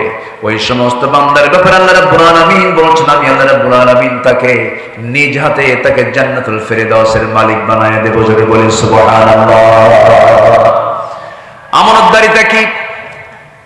রাষ্ট্র যিনি পরিচালনা করেন, রাষ্ট্র তার কাছে একটা বড় আমানত। যিনি অন্যের জায়গায় চাকরি করেন, ব্যবসা তার কাছে একটা আমানত। মালিকের অধীনে চাকরি করছেন, এটা তার জন্য বড় একটা আমানত। প্রত্যেকটা জায়গায় এমন আমানত রক্ষা করে চলতে হবে। লা ঈমানা লিমান লা আমানাতা লাহ, তার ঈমান নাই যার আমানতদারিতা নাই, যার ওয়াদা ঠিক নাই তার ঈমান নাই, বলেছেন মুহাম্মদ সাল্লাল্লাহু আলাইহি ওয়াসাল্লাম। রাষ্ট্র ক্ষমতা যে লোকের হাতে চলে যাবে তার কাছে বড় একটা আমানত। ওমর ফারুক রাদিয়াল্লাহু তাআলা আনহু যতদিন শাসন করেছেন, তার রাষ্ট্র তিনি পরিচালনা করেছেন। ইতিহাসে পাওয়া যায় যখন তিনি ক্ষমতার মসনদে বসলেন, সেই সময় থেকে শুরু করে নিয়ে মৃত্যুর দিন পর্যন্ত কোন রাত তিনি তার পিঠটাকে বিছানার সঙ্গে আলিঙ্গন করার সুযোগ পান নাই। কোন রাত তার ঘুম হয় নাই। ক্ষমতায় যখন আসেন তখন তিনি সুঠাম দেহের অধিকারী ছিলেন। ক্ষমতা পাওয়ার পর শুকতে শুকতে কাঠখড়ি হয়ে গেলেন। তাকে প্রশ্ন করা হলো, ওমর ফারুক রাদিয়াল্লাহু তাআলা আনহু, ক্ষমতা আসার পর আপনি স্বাস্থ্যহীন হয়ে পড়েছেন। কেঁদে কেঁদে বলছেন, ও আমার ভাইরা, তোমরা আমাকে যে দায়িত্ব দিয়েছো, এই দায়িত্ব আমাকে স্বাস্থ্যহীন করে তুলেছে। আমার ঘুম হয় না। রাতে রাতে তিনি কি করতেন? মাঝে মাঝে জনগণকে দেখতে যেতেন। দেখতে যখন যেতেন, মাঝে মাঝে তিনি খালি পায়ে যেতেন, জুতো পায়ে তিনি হাঁটতেন না। রাস্তায় থাকতো পাথর, পাথরের রাস্তায় তিনি জুতো পায়ে হাঁটতেন না, কারণ জুতার সঙ্গে পাথরের যখন ধাক্কা লাগবে একটা শব্দ হবে। ওই শব্দে যদি আমার নাগরিকেরা যদি গভীর রাতের ঘুম যদি নষ্ট হয়ে যায়, কিয়ামতের দিন আমাকে আল্লাহ তাআলা আসামির কাঠগড়ায় দাঁড় করাবে। কি চেতনা তাদের মধ্যে লালন হয়েছে! জনগণকে চুল পরিমাণ তারা কোনো কষ্ট দেন নাই। রাষ্ট্র একটা তাদের কাছে আমানত ছিল। প্রত্যেক রাত্রে তিনি নামাজ পড়াতেন। নামাজ পড়ায় তিনি মসজিদে নববী থেকে আস্তে করে বের হতেন। স্ত্রীকে ডাক দিল, তিনি, স্ত্রী আমার, খাবার দাবার দিয়ে দাও, আমি বাইরে বের হয়ে যাব। রাত যখন গভীর হয়ে যেত, জনগণকে দেখার জন্য তিনি বের হতেন। কোন একটা রাতে রাতে তিনি ঘর থেকে বের হলেন। বের হয়ে প্রথমেই একটা বাড়ির সামনে গিয়ে দাঁড়ালেন। চিৎকার আওয়াজ করে কান্নাকাটি করছে বাচ্চা। বাচ্চা কেন কাঁদে? সামনে দাঁড়ায় বলছেন, ও বাচ্চারা, মা, সন্তানগুলো কেন কাঁদে? কি জন্য কাঁদে? কান্নার কারণটা কি? ভিতর থেকে আওয়াজ আসছে, বিধবা মানুষ, আমার স্বামী দুনিয়া থেকে বিদায় নিয়েছে, ঘরে একমাত্র পানি ছাড়া কোনো খাবার নাই। ওমর ফারুক নিজেকে আসামি মনে করেন, আহারে কি এমন কথা হলো, কেমন আচরণ হলো এটা। চলে গেছেন খাদ্য গুদামে, এক বস্তা আটা নিজের পিঠে বহন করে নিয়ে বিধবার বাড়িতে পৌঁছায় দিয়ে বললেন, আবার যখন আটা ফুরে যাবে আমাকে বলবো, ওমর তোমার বাড়িতে আবার নিজ কাঁধে করে তোমার বাড়িতে দিয়ে যাবে। আরেক বাড়ির সামনে চলে গেলেন। ভিতর থেকে কান্নার আওয়াজ। বড় একজন মহিলা মানুষ কাঁদতেছে। জিজ্ঞাসা করলেন, কান্নার হেতুটা কি, কান্নার কারণটা কি? ডেলিভারির যন্ত্রণা শুরু হয়ে গেছে, প্রসব বেদনা শুরু হয়ে গেছে, বাচ্চা হচ্ছে না। কেন? ধাত্রী নাই। ধাত্রী ছাড়া বাচ্চা প্রসব হবে কেমনে? ওই গভীর রাত্রিতে তিনি কাকে ডাক দিবেন? লোক পেলেন না, সোজা চলে গেছেন বাড়িতে। বউকে ডাক দিয়ে বলছেন, আসসালামু আলাইকুম, আমার স্ত্রী, আমি তোমার সামনে দাঁড়াইছি, তোমার কাছে একটা কামনা আমার, আশা করে তুমি এটাকে মানা করবা না, প্রত্যাখ্যান করবা না। আমি কিন্তু কখনো নিজেকে শাসক মনে করি না, আমি জনগণের খাদেম, তুমিও জনগণের খাদেম, তুমি আমার স্ত্রী। আমি তোমার কাছে করজোড়ে মিনতি জানাই, আমার সঙ্গে তোমাকে যেতে হবে, বোরকা পড়ো, চলো আমার সঙ্গে। একজন মহিলার বড় বেকায়দা। ওই মহিলার বাড়ির সামনে গিয়ে দাঁড়ালেন। কান্নার আওয়াজ শোনার পর তিনি বলছেন, শোনো আমার স্ত্রী, ঘরের মধ্যে একটা মহিলা, পেটে বাচ্চা, ডেলিভারি হয় না, বড় কষ্ট পাচ্ছে। আল্লাহ না করুন, আল্লাহ না করুন, ডেলিভারির যন্ত্রণা সহ্য করতে না পেরে যদি ধাত্রী অভাবে যদি এই সন্তান সহ তার মা মারা যায় অথবা একজন মারা যায়, কিয়ামতের দিন আমি ওমর আমাকে খুনির কাতারে আল্লাহর সামনে দাঁড় হতে হবে। এই কথা বলার সঙ্গে সঙ্গে স্ত্রী চলে গেলেন ভিতরে, স্ত্রীকে পাঠায়া দিলেন। আবার তিনি সেখান থেকে বের হয়ে পড়লেন জনগণকে দেখার জন্য। নীরব রাত্রি, কেউ নাই তার পাশে, ছোট্ট একটা লাঠি নিয়ে একা একা চলছেন।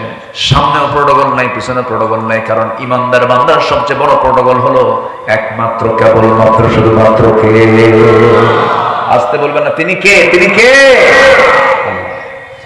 সাইয়েদনা ওমর ফারুক রাদিয়াল্লাহু তাআলা আনহু একা একা হাঁটছেন, আল্লাহর কালাম তেলাওয়াত করছেন। এই পৃথিবীতে যত মজার কিছু আছে, সবচেয়ে মজার কিছু হলো, মজার বিষয় হলো কোরআন তেলাওয়াত করা। যে কোরআন তেলাওয়াতে একবার মজা পেয়েছে, পৃথিবীর কোনো সুরে সে মজা পাবে না। আমার বন্ধুগণ, চেষ্টা করবেন প্রত্যেকটা দিন শুরু করবেন, দিনটা শুরু করবেন কোরআন তেলাওয়াত দিয়া। আল্লাহর কসম করে বলে যাচ্ছে আমার ভাইরা, কোরআন সাক্ষী রেখে বলছি, যে ঘরে, যে পরিবারে, যে দেহে প্রত্যেকটা দিন কোরআন তেলাওয়াতের চর্চা হয়, আল্লাহর কসম বড় জটিল কোন রোগ ওই বাড়িতে, ওই দেহে ঢুকতে পারে না। সাইয়েদনা ওমর ফারুক রাদিয়াল্লাহু আনহু কোরআন তেলাওয়াত করছেন আর একাকী ঘুরছেন। ঘুরতে ঘুরতে ঘুরতে ঘুরতে দেখেন ছোট্ট একটা নিঝুম পল্লীতে ছোট্ট একটা কুড়ে ঘর, খেজুর পাতার বানানো বেড়ার ঘর, উপরে সামনেটাও বেড়ার। ছোট্ট একটা ঘরের ভিতর থেকে গুনগুন গুনগুন করে কে যেন একটা গান গাচ্ছিল, বিরহের গান গাচ্ছিল, পুরুষকে পাওয়ার জন্য গান গাচ্ছিল। এমন জাতীয় গান আছে না, এমন জাতীয় গান যখন গাচ্ছিল, সাইয়েদনা ওমর ফারুক রাদিয়াল্লাহু আনহু মনে মনে চিন্তা করলেন, এমন একটা ইসলামী জনপদে, ইসলামী রাষ্ট্রের ভিতরে কোন মহিলা এত বড় সাহস, এত গভীর রাত্রিতে আল্লাহর কালাম তেলাওয়াত না করে, তাহাজ্জুদ নামাজ না পড়ে গুনগুন করে বিরহের গান গায় কে? তিনি এটাকে মাইন্ডে নিলেন। দরজার কাছে গিয়ে একটা বড় আওয়াজ দিয়ে বলছেন, ভিতরে কোন মহিলা আছো? কে গান গাচ্ছ? তাড়াতাড়ি দরজা খোলো। আওয়াজ বন্ধ হয়ে গেল। মহিলা ভয় পেয়ে গেলেন, কে যেন ডাকতেছে। দরজা খুলছেন না, কেউ নাই, ঘরের মধ্যেও কেউ নাই। সাইয়েদনা ওমর ফারুক দরজায় করাঘাত করলেন, দরজা খুলতেছে না। এবার তিনি করলেন কি, পিছন দিক থেকে ইতিহাস বলছে সেই খেজুর পাতার বানানো বেড়াটা টান মারলেন, ভিতরে ঢুকলেন। সামনে প্রদীপ জ্বালানো, একজন মহিলা মাথায় কাপড় দিয়ে পর্দার নিয়ম রক্ষা করে দাঁড়ায় আছে। সাইয়েদনা ওমর ফারুক বলছেন, ও মহিলা, তুমি এমন করে গুনগুন করে গান গাও কেন? তুমি কি জানো ইসলামী জনপদ? মহিলা বলছে, আমি গুনগুন করে গান গিয়েছি, আমার একটা অপরাধ, কিন্তু আপনি আমার ঘরের মধ্যে ঢুকে একটা, দুইটা নয়, তিনটা নয়, চারটা বড় অপরাধ করে ফেলেছেন। সাইয়েদনা ওমর ফারুক বললেন, কি অপরাধ করেছি বলো? নাম্বার 1 হলো ঘরের মধ্যে ঢুকবে অনুমতি তো আপনি পান নাই, সালামও দেন নাই।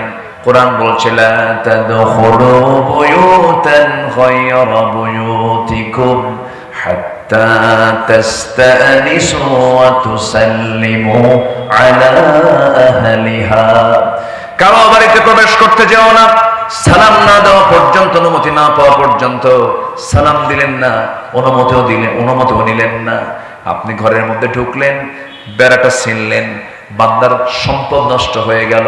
আমি একজন পরনারী, আপনি একজন পরপুরুষ, আমার পর্দার একটু হলেও খেলাফ হয়ে গেল।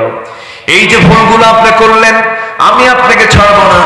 সাইয়েদনা ওমর ফারুককে মহিলা চিনতে পারে না। ওমর ফারুক বলেছেন, ও মহিলা, তুমি কি করবে? শুধু সূর্য উদয় হবে, সকালবেলা হয়ে যাবে, আমি ওমর ফারুকের বিচারালয়ে গিয়ে, সেই কোর্টে গিয়ে আমি আপনার বিরুদ্ধে মানহানির মামলা দেব। এই কথাটা কার সামনে বলে? কার সামনে বলতেছে? মামলা দিয়ে দেব, আমি আপনাকে ছাড়বো না। সাইয়েদনা ওমর ফারুক বলছেন, যার আদালতে মামলা দিবা সে ওমর নামটা তুমি চেনো নাকি? হ্যাঁ, খুব ভালো শাসক। এবার ওমর ফারুক বলছেন, আমার জানা মতে ওমর তো খুব একটা ভালো মানুষ না। নিজের কথা কি ভালো বলা যায় নাকি? ভালো তো বলাও যায় না। ওমর লোকটা তো তেমন একটা ভালো নয়। এই কথা শোনার সঙ্গে সঙ্গে তেলে বেগুনো খেপে ওঠে। মহিলা বলছে, দোষ আরেকটা যোগ হলো। দোষ আরেকটা কি হলো? যোগ হলো, ছাড়বো না আপনারে। সাইয়েদনা ওমর ফারুক রাদিয়াল্লাহু আনহু মাথা নিচু করলেন, চোখের পানি আটকাতে পারলেন না। চোখের পানি আটকাতে না পেরে কেঁদে কেঁদে আল্লাহকে বলছেন, আল্লাহ, এই মহিলার দোয়া তুমি আল্লাহ কবুল করে দাও, এই মহিলার সাক্ষ্যকে তুমি আল্লাহ কবুল করে নাও। আমি গুনাহগার বান্দা, কিন্তু ওই মহিলা বলে আমি ভালো বান্দা। আল্লাহ, তুমি এই বান্দির দোয়া তুমি আল্লাহ কবুল করো, চাওটাকে তুমি আল্লাহ কবুল করে নাও। এবার ওমর ফারুক বলছেন, মহিলা শোনো, ঠিক আছে আমি দোষ করেছি, মামলা দিবা ভালো কথা, কিন্তু তুমি গুনগুন করে গান গাও কেন? এর কারণটা কি? এত গভীর রাতে এত কিছু বোঝো, আমার এত দোষ ধরলা, কিন্তু গুনগুন করে গান গাচ্ছ কেন? কি কারণটা কি? এর হেতুটা কি? এর ব্যাখ্যাটা কি? এবার মহিলা বলছে, শোনো, আজ থেকে 4 মাস পূর্বে আমার সঙ্গে বিয়ে হয়। আমার স্বামীর সঙ্গে মাত্র 3 থেকে 4 দিন 4 রাত আমি তার সঙ্গে ছিলাম। এই সহবাসের পরে আজকে 4 মাস গত হতে চলে, 4 মাস পার হয়ে গেছে। আমার স্বামীকে এই জনপদের খলিফা ওমর ফারুক রাদিয়াল্লাহু আনহুর লোকজন এসে আমার স্বামীকে সীমান্ত প্রহরায় নিয়োগ দিয়ে তাকে নিয়ে চলে যায়। আজকে 4টা মাস গত হতে চলে, আমার স্বামীকে দেখি না, তার সঙ্গে কোনো কথাবার্তা হয় না। এই গভীর রাত্রিতে হঠাৎ করে আমার ঘুম ভেঙে গেল, ভিতরের স্বামীর প্রেম জাগ্রত হয়ে গেল। আমার বৈধ স্বামীকে পাওয়ার জন্য আমি গভীর রাত্রিতে গুনগুন গুনগুন করে গান গাচ্ছিলাম। সাইয়েদনা ওমর ফারুক মনে মনে চিন্তা করছেন, আহারে, দোষ তো আরেকটা যোগ হয়ে গেছে। কি কথা কি বুঝতেছেন আপনারা? কথা বুঝতেছেন? একজন অর্ধ দুনিয়ার শাসনকর্তা জনগণের রায় নেবার জন্য কেমন করে আড়াল হয়ে জনগণের কাছ থেকে রায় নিয়ে আসতেন। ওমর ফারুক এবার বলছেন, মহিলা শোনো, তুমি কি আমাকে ছাড়বা না? কেন আমি ছাড়বো না? একটা প্রশ্ন করি। কি প্রশ্ন? কিন্তু ওমর ফারুকের কিন্তু কোনো দোষ ছিল না, কারণ তিনি একটা দেশের রাষ্ট্রপ্রধান। তিনি যে কোনো আসামিকে ধরার জন্য ঢুকতে পারেন কিনা বলেন? ঢুকতে পারেন কিনা বলেন? ঢুকতে পারেন। তিনি প্রশাসকদের প্রশাসক। সাইয়েদনা ওমর ফারুক রাদিয়াল্লাহু তাআলা আনহু সঙ্গে সঙ্গে বলেন, ঠিক আছে, কিন্তু তুমি আমার বিরুদ্ধে যে মামলা দেবে, আমি তার আগে তোমাকে একটা প্রস্তাব করবো। সেই প্রস্তাবটা হলো, তোমার যে কাঙ্ক্ষিত স্বামী আজকে 4 মাস যাবত তুমি তাকে দেখতে পাচ্ছ না, সেই স্বামীকে যদি আমি তোমাকে কাল সকালে সূর্য উদয়ের আগে যদি তোমার বাড়িতে যদি পৌঁছা দিতে পারি, তুমি কি আমার বিরুদ্ধে কোনো মামলা দিবা নাকি? মহিলা মুসকে হাসি মেরে বলছে, ও আল্লাহর গোলাম, আমার স্বামীকে যদি কালকের দিনের মধ্যে যদি হাজির করে দিতে পারো, কোনো মামলা দেব না। দেখছেন কোথায় নক করলেন উনি? জোরে কার সুবহানাল্লাহ। শাসক কাকে বলে? একদম উনি বুঝলেন যে এই রোগীর রোগ কোথায়, রোগীর রোগটা কোথায়, রোগটা ধরে ফেললেন। এবার বললেন, ঠিক আছে তুমি থাকো, আমি চলে যাচ্ছি, তোমার স্বামী সময় মতো চলে আসবে। নিজের পরিচয় সম্পূর্ণ আত্মগোপন করলেন সাইয়েদনা ওমর ফারুক রাদিয়াল্লাহু তাআলা আনহু। আল্লাহু আকবার। চলে গেছে বাড়িতে। বাড়িতে গিয়ে বউয়ের সঙ্গে দেখা।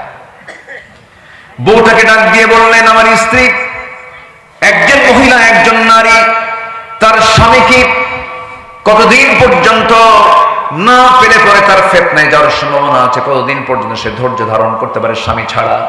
একটু আমাকে বলো তো। স্ত্রী বলছেন, আমার স্বামী, আপনি কত বড় একজন জ্ঞানী মানুষ, আপনি আমাকে প্রশ্ন করছেন না? তুমি নারী মানুষ, তুমি তো নারী, তুমি বলতে পারবে। এবার তার স্ত্রী বলছেন, একজন স্বামীকে ছাড়া একজন নারী 3টা মাস, বড় জোরে 3টা মাস, 3টা ঋতুস্রাব পর্যন্ত, অল মুতাল্লাকাতু ইয়াতারাব্বাসনা বিআনফুসিহিন্না সালাসাতা কুরু, তালাকপ্রাপ্ত নারীর অপেক্ষা করতে হয় কয় মাস? বলেন কয় মাস? 3 মাস কয়েকটা দিন। বিধবা নারীর জন্য আরবাআতু আশহুরিন ওয়া আশরা, 4 মাস 10 দিন অপেক্ষা করতে হয়। তো এই কথা জানার সঙ্গে সঙ্গে 3 মাস পার হয়ে 4 মাস ক্রস হয়ে গেছে। সেনাবাহিনী প্রধানকে ডাক দিয়ে খলিফা ওমর ফারুক বললেন, শোনো, ও সেনাবাহিনীর প্রধান, আজকের থেকে প্রত্যেক সৈনিকের জন্য 3 মাস পর পর সাধারণ ছুটি আমি ওমর ফারুক আমার খেলাফত থেকে, আমার রাষ্ট্র থেকে ঘোষণা করা হলো। সুবহানাল্লাহ। রাষ্ট্রটাকে তারা কত বড় আমানত মনে করেছেন। এমন একজন আমানতদার শাসক কি আমরা বাংলার জমিনে দেখতে চাই? সবাইকে দেখতে চান? আল্লাহ কবুল করুন, জোরে বলি আমিন। সম্মানিত ভাইয়েরা, গুণ দরকার হলো 15টা। চলতেছে কয় নাম্বার? বলেন কয় নাম্বার চলতেছে? আরো আছে কত? 13টা। নুরু, ওয়াজ কি শেষ না শুরু? বহু কথা এখনো পড়ে আছে। আল্লাহ কবুল করুন, জোরে বলি আমিন। খুব ভালো মানুষ আপনারা, কি সুন্দর, কেউ নড়ছেন না, বসে আছেন, কোরআনগুলো শুনছেন। আল্লাহ আমল করার তৌফিক দান করুন, জোরে বলি আমিন। নাম্বার 3 হলো ধৈর্যশীলতা। আমি কি শেষ করে দেব নাকি? চলো, আপনি যা বলবেন তাই হবে। ওনারা চিনে? বড় ভাই, মাশাআল্লাহ, আলহামদুলিল্লাহ। জি, নাম্বার 3 হচ্ছে ধৈর্যশীলতা। নাম্বার 3 কি বলেন তো? ধৈর্যশীলতা, সবর। বলুন তো, এখানে যে বসে আছেন, ধৈর্যের দরকার নেই? আজ থেকে ধৈর্যের দরকার আছে না নাই? একজন লোক আপনাকে গালি দিল, জবাব আপনি দিতে নিয়ে থেমে গেলেন, কি দরকার? বলেন কি দরকার বলেন? ধৈর্য। ধৈর্য হলো যোগ্যতা, রাগ কোনো যোগ্যতা নয়। একটা জঙ্গল এমনি হয়, কোনো যত্ন লাগে না। জঙ্গল কি যত্ন করতে হয়? এমনি হয়। বাগান, বাগান কি করতে হয়? যত্ন করতে হয়, সাজাতে হয়, সেখানে পরিশ্রম করতে হয়, টাকা খরচ করতে হয়, এরপর বাগান গড়ে ওঠে। রাগ হলো জঙ্গল, ধৈর্য হলো বাগান। ধৈর্যের ফলাফল অনেক সুন্দর, অনেক সুদূর পর্যন্ত চলে যায়। ধৈর্যহীন হওয়া যাবে না। বন্ধুগণ, সংসার জীবন গড়তে হলে ধৈর্যটা আগে থাকতে হবে। ধৈর্য ছাড়া সংসারও টিকবে না। কয়েকদিন আগে আমাকে এক মহিলা ফোন দিয়ে বলে, হুজুর, আমার স্বামী সকালেও তালাক দেয়, সন্ধ্যাও তালাক দেয়, আমি কি আসি না নাই? কি শুনতেছেন আপনারা? শুনছেন?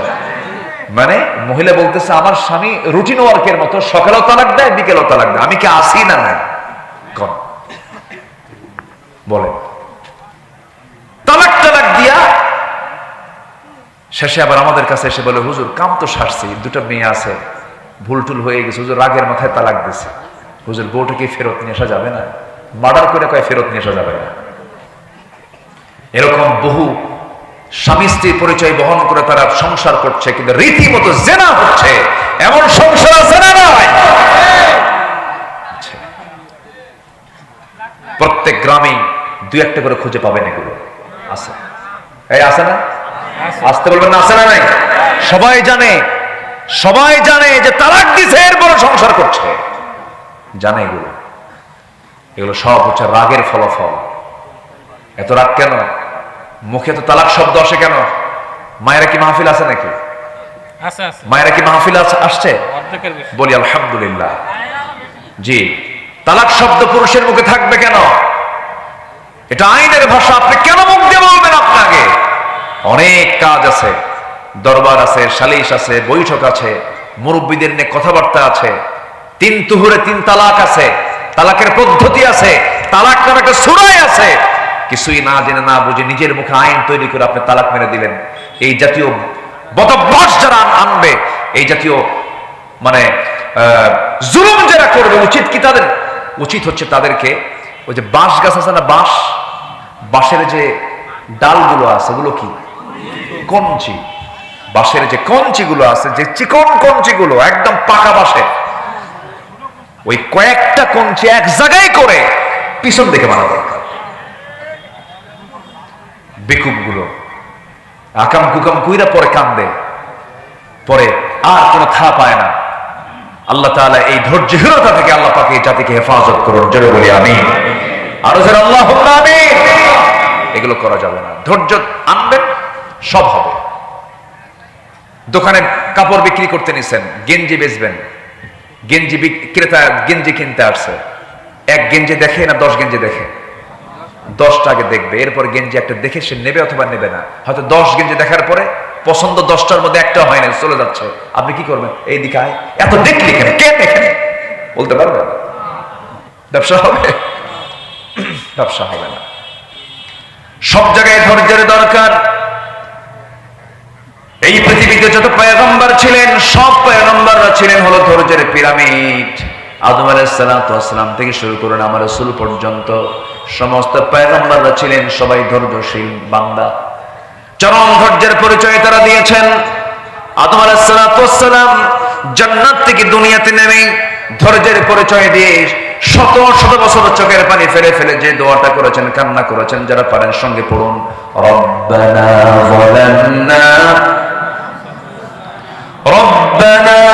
যালামনা আনফুসানা ওয়া ইল্লাম তাগফির লানা ওয়া তারহামনা লানাকুনান্না মিনাল খাসিরিন। জোরে বলুন আল্লাহু আকবার।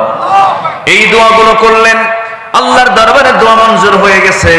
আল্লাহ পাক বিপদ থেকে তাকে হেফাজত করলেন, বিপদ থেকে তাকে উদ্ধার করলেন।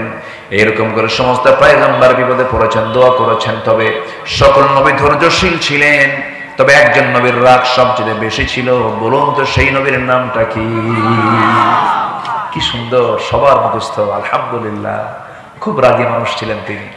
এত রাগ ছিল, তাফসীরে আসে যে তিনি যখন রেগে যেতেন, খেপে যেতেন, চুলগুলো খাড়া হয়ে টুপি ভেদ করে বের হয়ে যেত। এত রাগ ছিল তার ভিতরে, প্রচন্ড রাগী লোক ছিলেন, টোকা মারলে বাউদের মতো জ্বলতেন তিনি, এত রাগ ছিল তার ভিতরে। তার সামনে এক বেয়াদব বেয়াদবি করছে, বারবার বলার পরও ঠিক হয় না, মারছেন থাপ্পড়, এক থাপ্পড় খায়া শীত হয়ে পড়ছে, মরছে। মরে যাওয়ার সঙ্গে সঙ্গে আল্লাহকে বলে, আল্লাহ মারলাম, ওকে শাসন করার জন্য মরে গেল, মার্ডার কেসের আসামি কিন্তু আমি না, তুমি আল্লাহ নিজে। কি কথা কি বুঝতেছেন? আল্লাহকে ধরে বসলেন। আল্লাহ বলছেন, যা করছো করছো, হয়ে গেছে, এখন তুমি দেশে টিকতে পারবা না, ফেরাউন তোমার বিরুদ্ধে হত্যার হুলিয়া জারি করেছে, দেশ ছাড়ো। দেশ ছাড়লেন, দেশে টিকতেই পারলেন। নবীরা কি দেশে টিকতে পারছেন? নিজেকে নিজের জন্মভূমিতে তারা কি টিকতে পেরেছেন? পারেন নাই। হিজরত করে চলে গেলেন, যেদিকে চোখ গেল সেদিকে চলে গেলেন, কেউ নাই তার পাশে, কেউ চেনেও না তাকে, এমন একটা এলাকায় চলে গেলেন। প্রচন্ড তৃষ্ণা, কূপের ধারে গেলেন, কূপ থেকে পানি তুললেন, কূপ থেকে পানি তুলে তৃষ্ণা নিবারণ করলেন। হঠাৎ করে দেখতে পারলেন দুজন দূর থেকে দুজন মহিলা হাতে বালতি করে চলে আসতেছে কূপের ধারের দিকে। সাইয়েদনা মূসা বলছেন, এই মহিলাগুলো কি চায়? সামনে গিয়ে বলছেন, বালতি হাতে কি করবা তোমরা? দাঁড়ায় আছো কেন? কূপ থেকে পানি নেব, নিয়ে যাও। পারবো না কেন? ঢাকনা উপরে আছে, ঢাকনা টান দিতে 7-8 জন পুরুষ মানুষ লাগে, আমরা পারবো না। মূসা সালাম মনে মনে ভাবলেন, বেচারি মহিলা মানুষ, কষ্ট হয়ে যাবে, সন্ধ্যা অন্ধকার হয়ে যাবে। বালতি হাতের মধ্যে নিয়ে ঢাকনার কাছে গেলেন, কূপের ধারে গেলেন, বাম হাতে ধরলেন, এক হাতে ধরে এমন জোরে ফিকা মারলেন, 14 হাত দূরে গিয়ে ছিটকে পড়লো। মহিলা দুইজন মনে মনে চিন্তা করছে, এটা মানুষ না অন্য কিছু, এত বড় শক্তিশালী যুবক এ তো কোনোদিন দেখি নাই। বালতি ভরে পানি তুলে নিয়ে হাতে দিয়ে বলছেন, তাড়াতাড়ি বাড়িতে চলে যাও, সূর্যাস্তের পরে মেয়েদের বাইরে থাকতে নেই, তাড়াতাড়ি চলে যাও। চলে গেছে বাড়িতে। বৃদ্ধ পিতা এবার সন্তানদেরকে ডাক দিয়ে বলছে, আমার কলেজার টুকরা সন্তান, এত তাড়াতাড়ি কেমন করে আসলে? আগাব্বা কবিয়ুন আজিজ, শক্তিশালী এক যুবকের সন্তান কূপের ধারে পেয়েছে, খুব শক্তি রাখে, একাই সে আমাদেরকে সহযোগিতা করলো। বুড়া বাপ বলতেছে, আমার বড় মেয়ে, তুমি আগামীকালকে যাবে, আমার সালাম জানায় ওই যুবককে আমার সালাম জানায় বলবে, সে যেন আমার বাড়িতে আসে, আমার সঙ্গে যেন সাক্ষাৎ করে, আমি তার সঙ্গে দেখা করতে চাই। পরের দিন চলে আসছেন। এবার বলছে, আপনার শেখুন কবির, আমাদের বাপ বুড়া মানুষ, আব্বা আপনাকে সালাম জানিয়েছেন, আমাদের বাড়িতে আপনার দাওয়াত, আপনি যাবেন নাকি? মূসা আলাইহিস সালাম মনে মনে চিন্তা করলেন, এই জায়গায় কেউ আমাকে চেনে না, আমিও কাউকে চিনি না, আমি একা একা কেমন করে?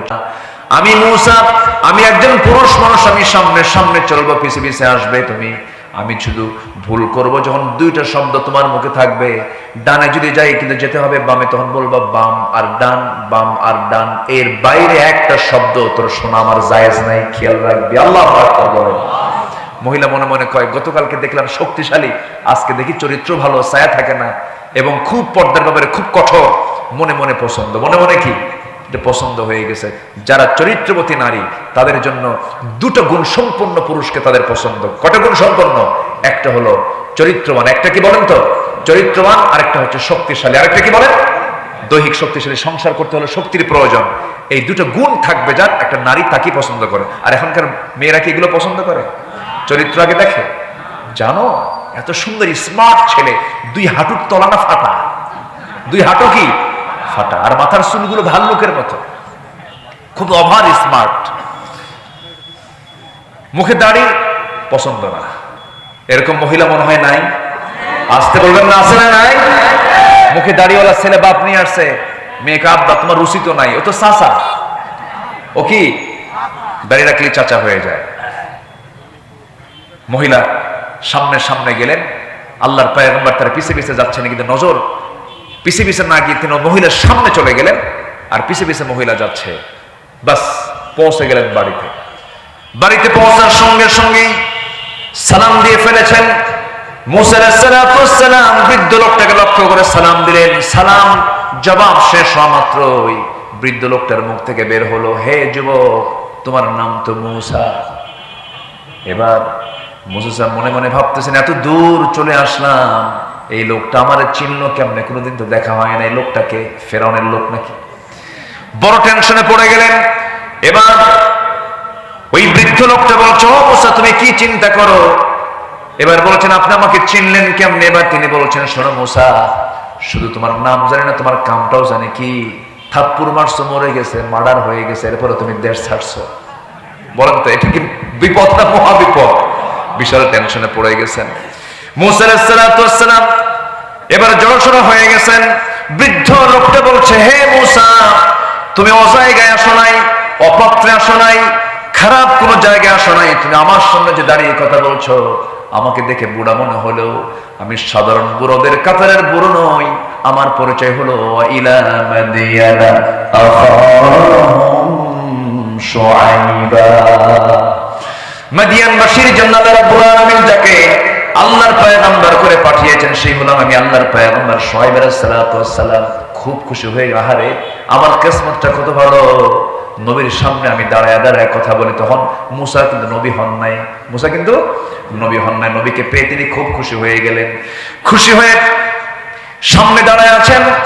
আল্লাহর পয়গম্বর শুআইব বলছেন, গতকালকে আমার মেয়ে দেখেছো, আজকেও মেয়ে দেখেছো, দুইটা মেয়ের যে কোনো একটা মেয়েকে আমি তোমার সঙ্গে বিয়ে দিতে চাই, তুমি কি বিয়ে করবা নাকি? এত বড় একটা অফার কেমন করে প্রত্যাখ্যান করবেন? তিনি সঙ্গে সঙ্গে রাজি হয়ে গেছেন, হ্যাঁ আমি এখনই বিয়ে করতে রাজি আছি। এবার আল্লাহর পয়গম্বর বলছেন, আমার মেয়েকে যে বিয়ে দেবো, তোমার রেকর্ড তো ভালো না কেন? থাপ্পড় মারলে মানুষ মরে, থাপ্পড় মারলে কি মরে? মানুষ মরে। আমি আমার কলিজার টুকরা মেয়েকে বিয়ে দেব, সন্তানগুলো যদি হারিয়ে ফেলি তাহলে কেমন হয়? বিয়ে দেব, তবে এখন বিয়ে দেব না কেন? তোমার কিছু কাজ আছে। কি কাজ? আমার কাছে যখন তুমি এসেছো বিশ্বাস করে, আমার কিছু কাজ তোমার করতে হবে। কি কাজ? সেই কাজটা হলো, আমার বাড়ির যে ছাগলগুলো আছে, এই ছাগলগুলো তোমাকে 8 বছর চড়াতে হবে, চষাতে হবে। 10 বছর হলে পরে মাস্টার্স কোর্স হয়ে যাবে, 8 বছর অনার্স কোর্স হয়ে যাবে। সঙ্গে সঙ্গে মুসা ইসলাম বলেন, ঠিক আছে, আপনি যেহেতু আল্লাহর পয়গম্বর আমাকে অর্ডার দিয়েছেন, 10টা বছরে আমি আপনার বাড়ির ছাগল চড়াবো। এই পৃথিবীতে যত প্রাণী আছে, সকল প্রাণীর মধ্যে সবচেয়ে শান্ত ভদ্র একটা প্রাণীর নাম হলো ছাগল। নাকি সবচেয়ে শান্ত না? পাগলে কিনা বলে, ছাগলে কিনা খায়। এই ছাগল পালার দায়িত্ব পেয়ে গেছেন মূসা আলাইহিস সালাতু ওয়াস সালাম, যিনি অত্যন্ত মেজাজি মানুষ ছিলেন, রাগী মানুষ ছিলেন। 10 বছর ছাগল পাললেন তিনি। সর্বশেষ দিন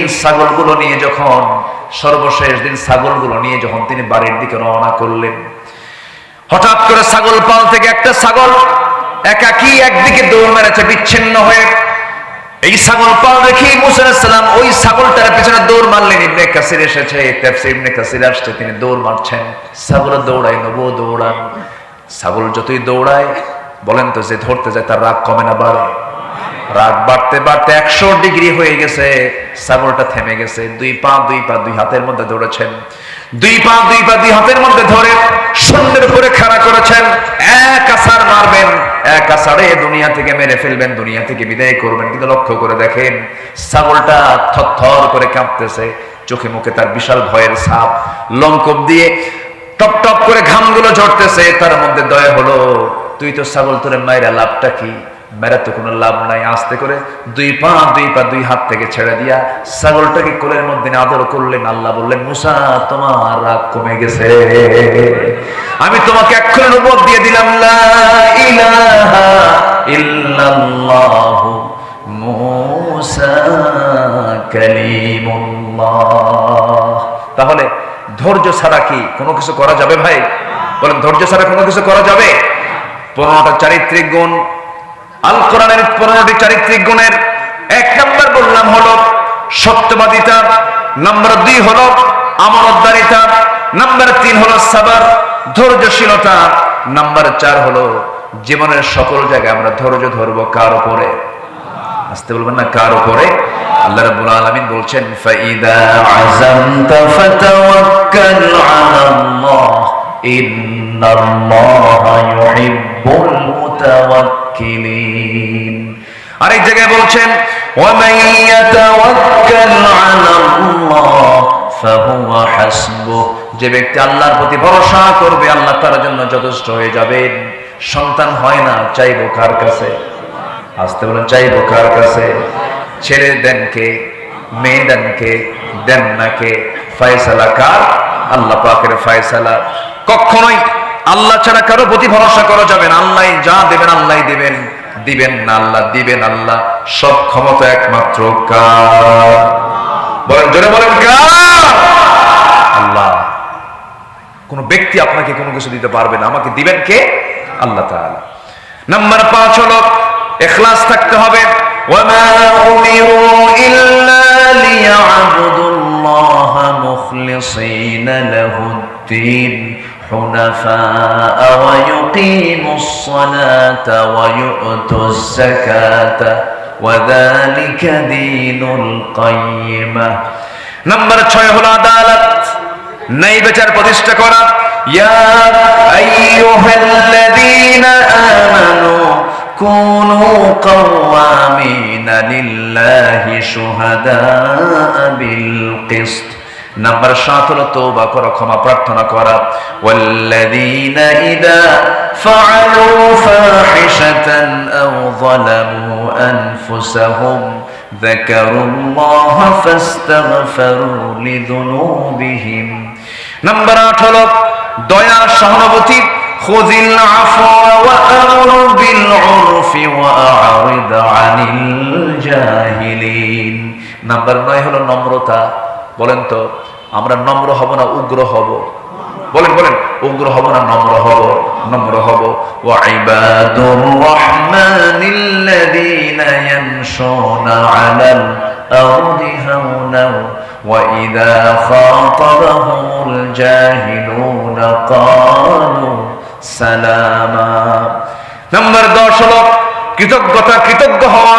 আল্লাহ রাব্বুল আলামিন বলেন লাইন শাকারতুম লাযীদান্নাকুম ওয়া লাইন কাফারতুম ইন্না আযাবি লাশাদীদ।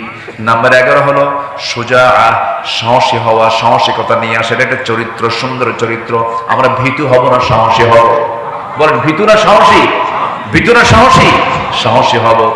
ইয়া আইয়ুহাল্লাযীনা আমানু ইসবিরু ওয়া সাবিরু ওয়া রাবিতু ওয়াত্তাকুল্লাহা লাআল্লাকুম তুফলিহুন। জোরে বলুন আল্লাহু আকবার।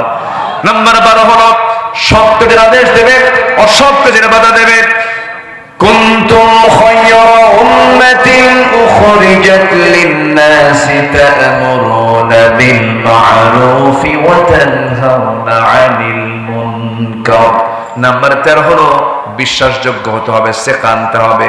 ওয়াল্লাযীনা হুম লিআমানাতিহিম ওয়া আহদিহিম রাউন। নাম্বার 14 হলো ইখলাস ফিল আমাল, কাজের ক্ষেত্রে নিষ্ঠা থাকতে হবে, কাজের ক্ষেত্রে নিষ্ঠাবান হতে হবে। নাম্বার সর্বশেষ হলো 15 নম্বর হলো সহনশীল হতে হবে। আল্লাহ তাআলা হালিম, আল্লাহ নিজেও সহনশীল, আমরা সহনশীল হব।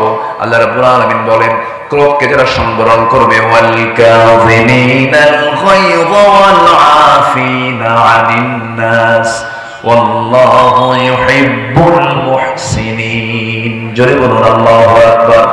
যারা ক্রোধকে সংবরণ করবে, সহনশীল যারা হবে, মানুষকে যারা মাফ করা শিখবে, মাফ করে দেবে, আল্লাহ রাব্বুল আলামিন ওই সমস্ত মুহসিন বান্দাদের দারুণ ভালোবাসেন। জোরে কোন সুবহানাল্লাহ। এই 15টা গুণ আমরা অর্জন করব। জোরে বলি ইনশাআল্লাহ। আর জোরে বলি ইনশাআল্লাহ। ঠিক 12টা বাজে, 11টা 59 বাজে, কেউ যাবেন না। আমরা একসঙ্গে দোয়া করব। যে যেখানে আছেন আমরা একসঙ্গে দোয়ায় শামিল হব। কিছু প্রশ্ন এখানে আসছে। আমরা 15টা পয়েন্টে কথা বললাম। ফজর নামাজ সবাই কি পড়বেন ইনশাআল্লাহ? কারা কারা ফজর পড়বেন হাত তুলে দেখান তো দেখি। জোরে বলি ইয়া আল্লাহ। আর জোরে ইয়া আল্লাহ। আমাদেরকে ফজর, যোহর, আসর, মাগরিব, ইশা 5 ওয়াক্ত সালাত আদায় করার তৌফিক তুমি আল্লাহ দিয়া দাও। জোরে বলি আমিন। আরো জোরে আমিন। হাত নামান। বাড়িতে রাখবেন 3টা জিনিস। একটা হলো আল্লাহর কালামের তেলাওয়াত। বলুন তো কি? বলুন তো কি? তেলাওয়াত। নাম্বার 2 হচ্ছে বাড়িতে রাখবেন নামাজ। বাড়িতে রাখবেন কি? বলেন নামাজ। আরেকটা রাখবেন বাড়িতে হলো পর্দা। কি রাখবেন বলেন তো? পর্দা। তাহলে কোরআন তেলাওয়াত, তেলাওয়াত, নামাজ আর কি? পর্দা। পর্দা 16 আনা থাকতে হবে। খালাতো ভাই, মামাতো ভাই, চাচাতো ভাই, দুলা ভাই, এই সমস্ত ভাইদের সাথে কোনো বোন দেখা করতে পারবে না। দেবর, ভাসুর, দুলা ভাই দেখা করা জায়েজ নাই। এই সমস্ত কঠোর, এই সমস্ত মূল পর্দাগুলো আল্লাহ তাআলা এই এলাকার প্রত্যেকটা ঘরে ঘরে আল্লাহ পাক পয়দা করে দিন। জোরে বলি আল্লাহুম্মা আমিন। এই আশাবাদ কামনা করছি। আমি আর কথা না বাড়িয়ে দোয়ার দিকে আমরা চলে যাব ইনশাআল্লাহ। এখানে নোয়াখালীতে মসজিদে ইসলাম প্রিয় ভাইদের উপরে যে হামলা হয়েছে, নিরহ ভাইদের হামলা নিয়ে আমরা মূল্যবান মতামত। এর তো মারাত্মক অপরাধ। আপনি শুধুমাত্র একজন মসজিদে কেন, মাদ্রাসায় কেন, বাইরেও যদি কেউ হামলা চালায়, এটা কি ইসলাম এলাও করে? বলেন তো, এলাও করে না। কোরআন তেলাওয়াতের আসরে, কোরআনের দর্শের আসরে যারা হামলা চালায়, রক্তাক্ত করে, তাদের রক্তের মধ্যে ফিরআউনের রক্ত লুকানো আছে। আমরা মাহফিলের এই প্ল্যাটফর্ম থেকে নোয়াখালীর এই অপ্রীতিকর ঘটনার সঙ্গে যারা জড়িত, অবশ্যই তাদের দৃষ্টান্তমূলক শাস্তি আমরা দাবি করছি প্রশাসনের কাছে। সম্মানিত ভাইয়েরা, এইভাবে বিভিন্ন জায়গায় কিছু বিচ্ছিন্ন ঘটনা আমরা শুনতে পাচ্ছি। সম্প্রতি কোন এক মাহফিলে সরাসরি হামলা করা হয়েছে। আমার এক স্নেহধন্য, আমার অনুজ সাদিক আজহারির সেই প্রোগ্রামে কোন এক দলের লোকেরা নগ্ন হামলা চালিয়েছে। এই সমস্ত হামলার আমরা তীব্র নিন্দা জানাচ্ছি, এবং তীব্র নিন্দা শুধু নয়, এটার জন্য তদন্ত কমিটি করে চূড়ান্ত শাস্তি আমরা নিশ্চিত চাই। আমরা এমন অনাকাঙ্ক্ষিত ঘটনার আর পুনরাবৃত্তি যেন না হয়, এই দিকে আমরা সজাগ দৃষ্টি রাখি, আমরা নিজেরা সতর্ক থাকার চেষ্টা করি। আল্লাহ রাব্বুল আলামিন আমাদের সবাইকে দ্বীন প্রতিষ্ঠার কাজে নিজেকে প্রস্তুত রাখার তৌফিক সবাইকে দান করুন। আমার ডান পাশে যিনি বসে আছেন, আমার ভাই জাহাঙ্গীর ভাই। আপনার গ্রামের নামটা কি জানো? কোদলাপাড়া। দারুল কোরআন হাফিজে